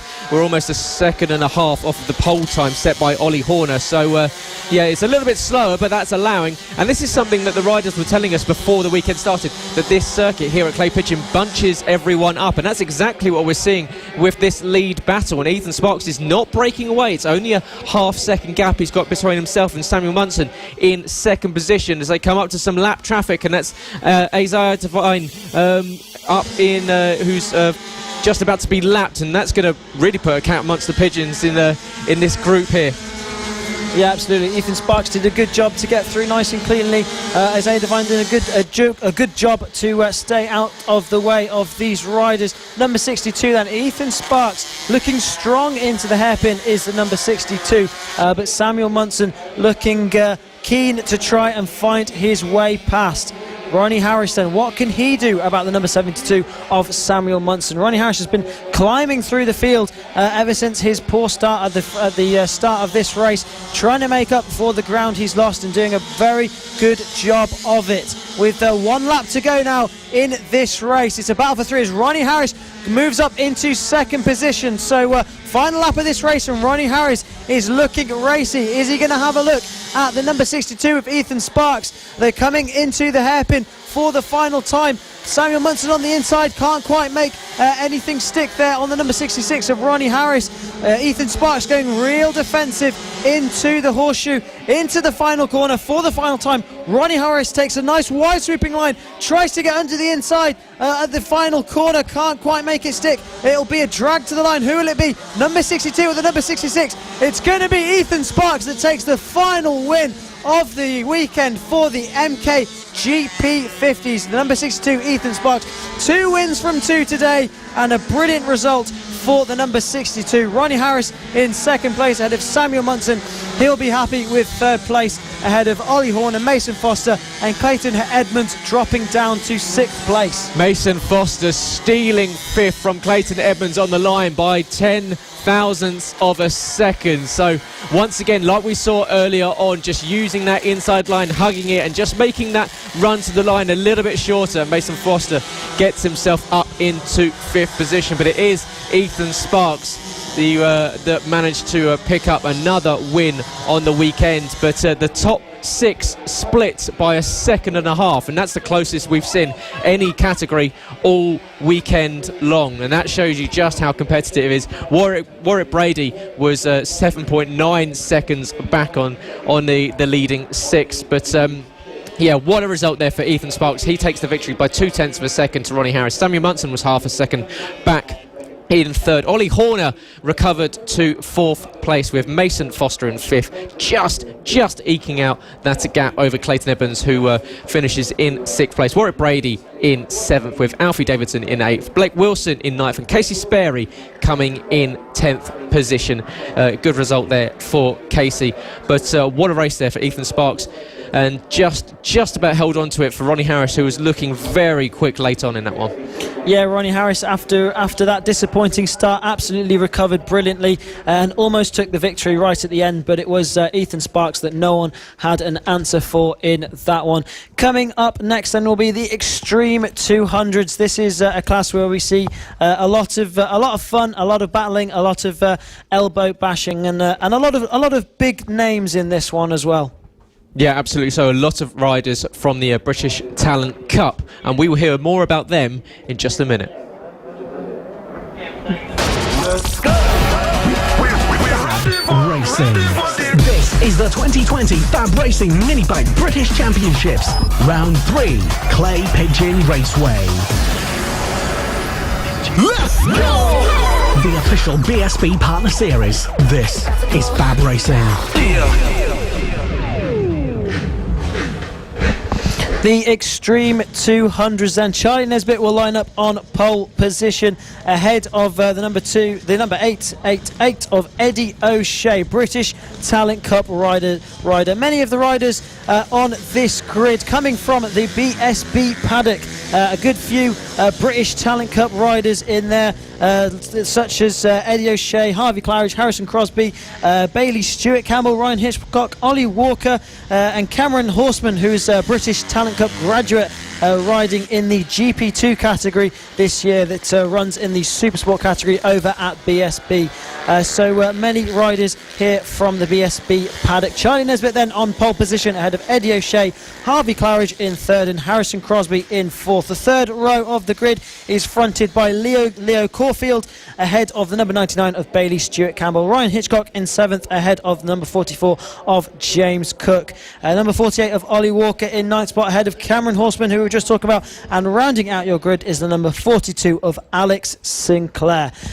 Just lining up on the grid then, you see Charlie Nesbitt getting the heat into his brakes, a little stoppy onto the grid there ahead of the number 16 of Harvey Claridge. Harvey, we've seen, comes alive at the beginning of the races, gets good starts and carves through the field on the first lap. So will he be able to do it again as they look to the lights? And there are a brilliant start there from Charlie Nesbitt, gets a nice clean start away, and Harvey Claridge, like we said, up into 2nd position, and will be looking to try and close down Charlie Nesbitt, and he's right on his back wheel already. So Harvey Claridge with a brilliant start. Eddie O'Shea just looking like he's struggling a little bit at the beginning of this race. Harvey Claridge drops a leg down into the hairpin, and Bailey Stewart Campbell up the inside of Eddie O'Shea for 3rd now. So exciting scenes at the beginning of this one as we see Ryan Hitchcock go up the inside of Harrison Crosby as well. Harrison Crosby returns the favour into the final corner and has a look at Eddie O'Shea, shows him a wheel but couldn't quite make his way through. So an exciting opening lap here, but it is Charlie Nesbitt who leads from the number 16 of Harvey Claridge. You can see there with the British Talent Cup leathers, the Alpine style leathers,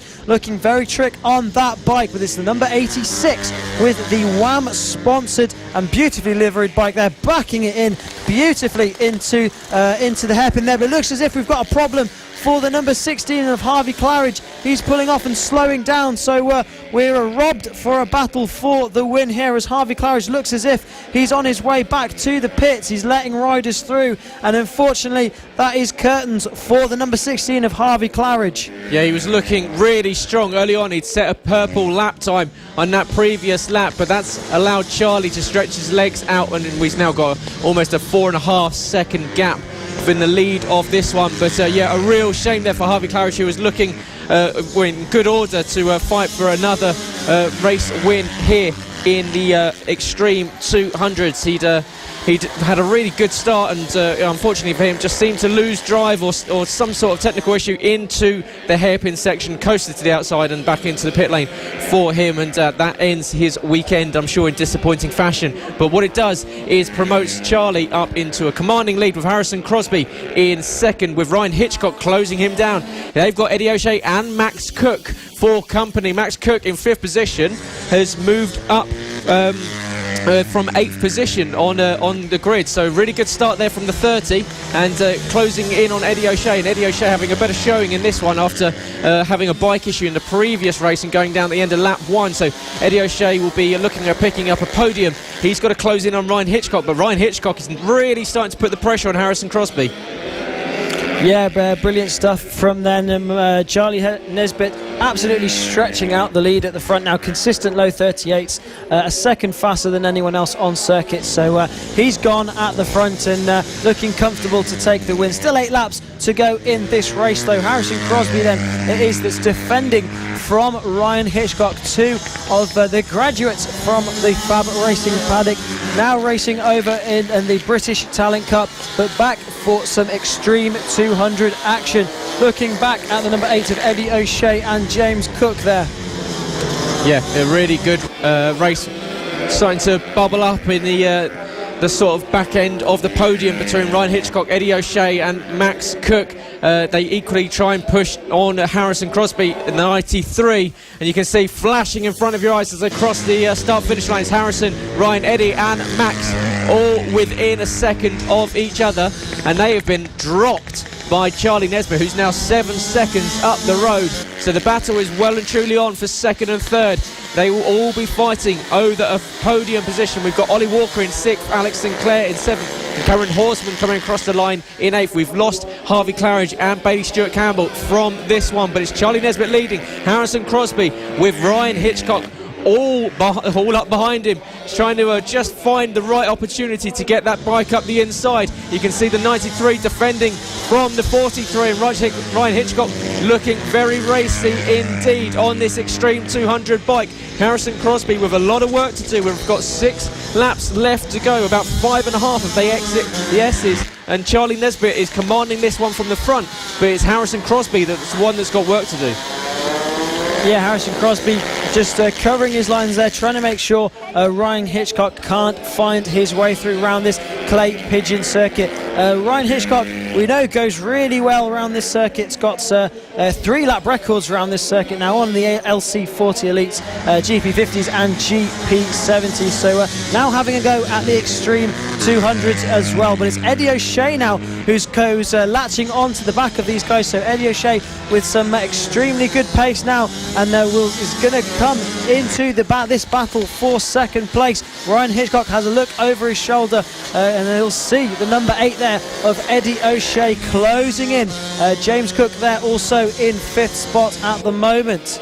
Yep, really good race here for Harrison Crosby, doing all he can to hold on to this second place and trying to stop the likes of Charlie Nesbitt building too much of a lead going into the 4th round of the season at Wilton Mill in a few weeks' time. But Charlie's checked out at the front. It's a 9.4 second gap. He's comfortably 0.8 of a second faster than anyone else, and the reason for that is that Harrison Crosby is really starting to fend off the likes of the 43, Ryan Hitchcock and Eddie O'Shea, who will be thinking with a couple laps left to go that a podium is well in got the chance of him grabbing, because he can see two riders just up ahead, and Harrison Crosby doing all he can to fend off Ryan Hitchcock, who's looking very racy. But Ed O'Shea gets a really good run out of the final corner down towards turn 1. The gap between the 3 of them was less than 0.3 of a second. So you see Charlie Nesbitt just going down the back straight there into the hairpin. He doesn't have to worry at all. He's got a huge lead there as he goes past Alex Sinclair, I believe that was, as he crosses into the final corner to go on to the penultimate lap of this one. Yeah, so 2 laps to go then for Charlie Nesbitt as he comes across the line to start the penultimate lap. Looking back to see who's around. No one quite close enough, I'm afraid, Charlie. It's a lonely race for you out the front, but it's not a lonely race for Harrison Crosby, who's defending from Ryan Hitchcock and Eddie O'Shea. Eddie O'Shea looked like he was making a move, but number 86 there of Charlie Nesbitt backing it in beautifully into the hairpin once again. Leaves me speechless as he goes down into the hairpin. Brilliant riding from Charlie Nesbitt as he comes into the final corner to conclude the penultimate lap and start the last lap of this race. So 1 more lap to go for Charlie Nesbitt. But who will it be who's going to take the second place? Will it be Harrison Crosby, Ryan Hitchcock or Eddie O'Shea? But it's Charlie Nesbitt, who you can see backing it into the hairpin again. Nicely done there from Charlie Nesbitt. Has a look behind him. No one behind, I'm afraid, Charlie. There's just a few more corners to go then for Charlie Nesbitt. Into the final corner, the GP2 star at number 86, Charlie Nesbitt, comes across the line to take the win here in the final race of the day for the Extreme 200. Little wheelie across the line. He's happy with that one. Enjoyable race for him, but a lonely race nonetheless. So number 93 then, Harrison Crosby it is going to be, who's going to take second place ahead of Eddie O'Shea. Eddie O'Shea will finish in third place, with Harrison Crosby taking 20 points in second ahead of Ryan Hitchcock and James Cook in fifth place. Ollie Walker, then the number 48, is in sixth ahead of Alex Sinclair in seventh. Unfortunately, Cameron Horseman, Bailey Stewart Campbell and Harvey Claridge not able to finish this race. It did feel like we got robbed for a little bit of a battle for the lead between Charlie Nesbitt and Harvey Claridge there, but Charlie will be happy with the 25 points. Yeah, Charlie waving to the cameras, waving to the paddock, everyone watching, and you can see there everyone out on circuit having a good time, popping some wheelies, having a laugh, and enjoying what has been the end to a fantastic weekend's racing for the Extreme 200s. But it is Charlie Nesbitt that took the fastest lap on the last lap of that race as well, 38 flat, and he does take the race win with a huge margin over Harrison Crosby in second position. Eddie O'Shea managed to get past Ryan Hitchcock in the late stages of that one, and he finishes on the podium in third. Ryan Hitchcock does come home fourth with Max Cook in fifth, Ollie Walker in sixth, and Alex Sinclair in seventh position. Unfortunately, we did lose Cameron Horseman, Harvey Claridge and Bailey Stewart Campbell from the race results. Now we have one more to go here from Clay Pigeon Raceway. We've got the MKGP 70s. The final step for these riders before they head off to the British Talent Cup. Tristan, we're in store for some magic from this one. They all want it, don't they? Every single rider in this grid has got their eyes on the prize. Absolutely. This is the premier class for the junior riders here at the FAB-Racing Minibike British Championship. All these young riders on the road to MotoGP here at FAB-Racing, the official partner series to the Bennett's British Superbike Championship. They're away for their warm-up lap, and it will be Johnny Garnes. He's taken 2 wins so far this weekend. He'll be looking to take 3. He'll line up on pole position, the number 57, ahead of the number 2 of Josh Bannister. He picked up a podium as well also this weekend. Ben Jolliffe will be in third spot, heading row 2, ahead of Lucas Brown, the number 29. Mason Foster, the number 88, will be in fifth spot, ahead of Clayton Edmonds, the number 146.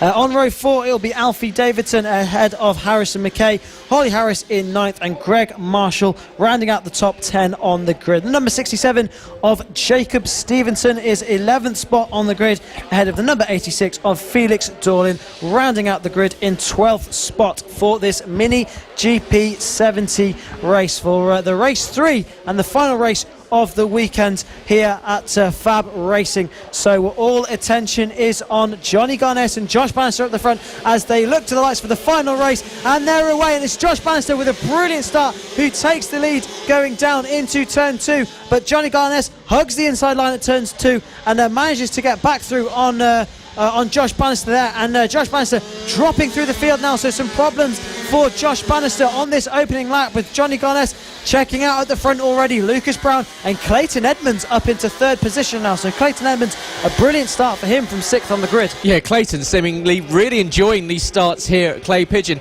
He's moved up from 6th on the grid to 3rd in both the GP50s and the GP70s, so yeah, really good starts for Clayton Edmonds. But Johnny Garnes, once again, not a great start off the line, but straight into turn 1, swept down the inside of Josh Bannister and back up into lead, and we know how quick he is. We know that he comfortably rides around this circuit around about 7 to 10 or 7 to 8 tenths of a second faster than anyone else. So let's see if Johnny checks out of this one. He's got a 1.8 second gap going into the end of the first lap, and behind, the battles are starting to rage. We've got the battle behind Clayton Edmonds now with Harrison McKay, Alfie Davidson, Josh Bannister, Ben Jolliffe and Greg Marshall all going on, all riders within a couple of tenths of a second of each other.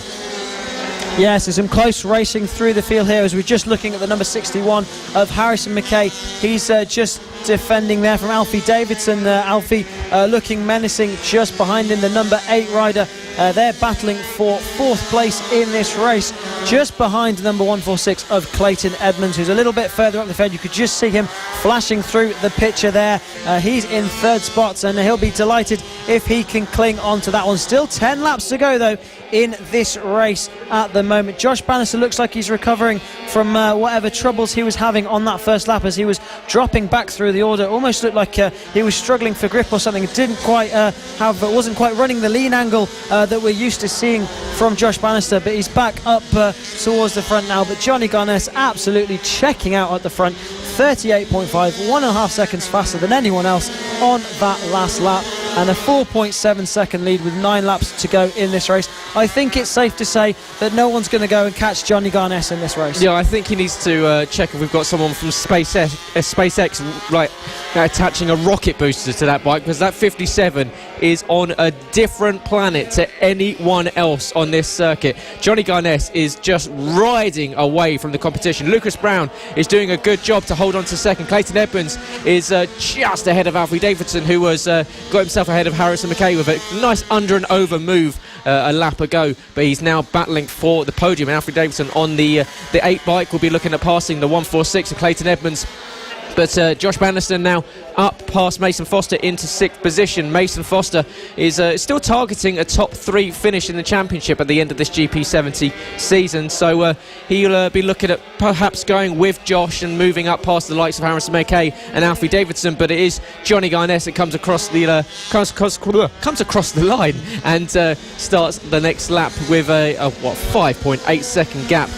Lucas Brown is now comfortably in second. Clayton Edmonds still holding off Alfie Davidson for 3rd position, and this is all for Clayton to see if he can hold on to this podium in the GP70s on his 11th birthday, and he's desperately going to want to hold on to it. But you can see the 8 there looking very racy indeed, going to the outside line, just trying to get into the peripheral vision of Clayton Edmonds, just to put him off and maybe get that bike just slightly out of shape behind. You see it, almost a move there into the horseshoe for Mason Foster on Josh Bannister.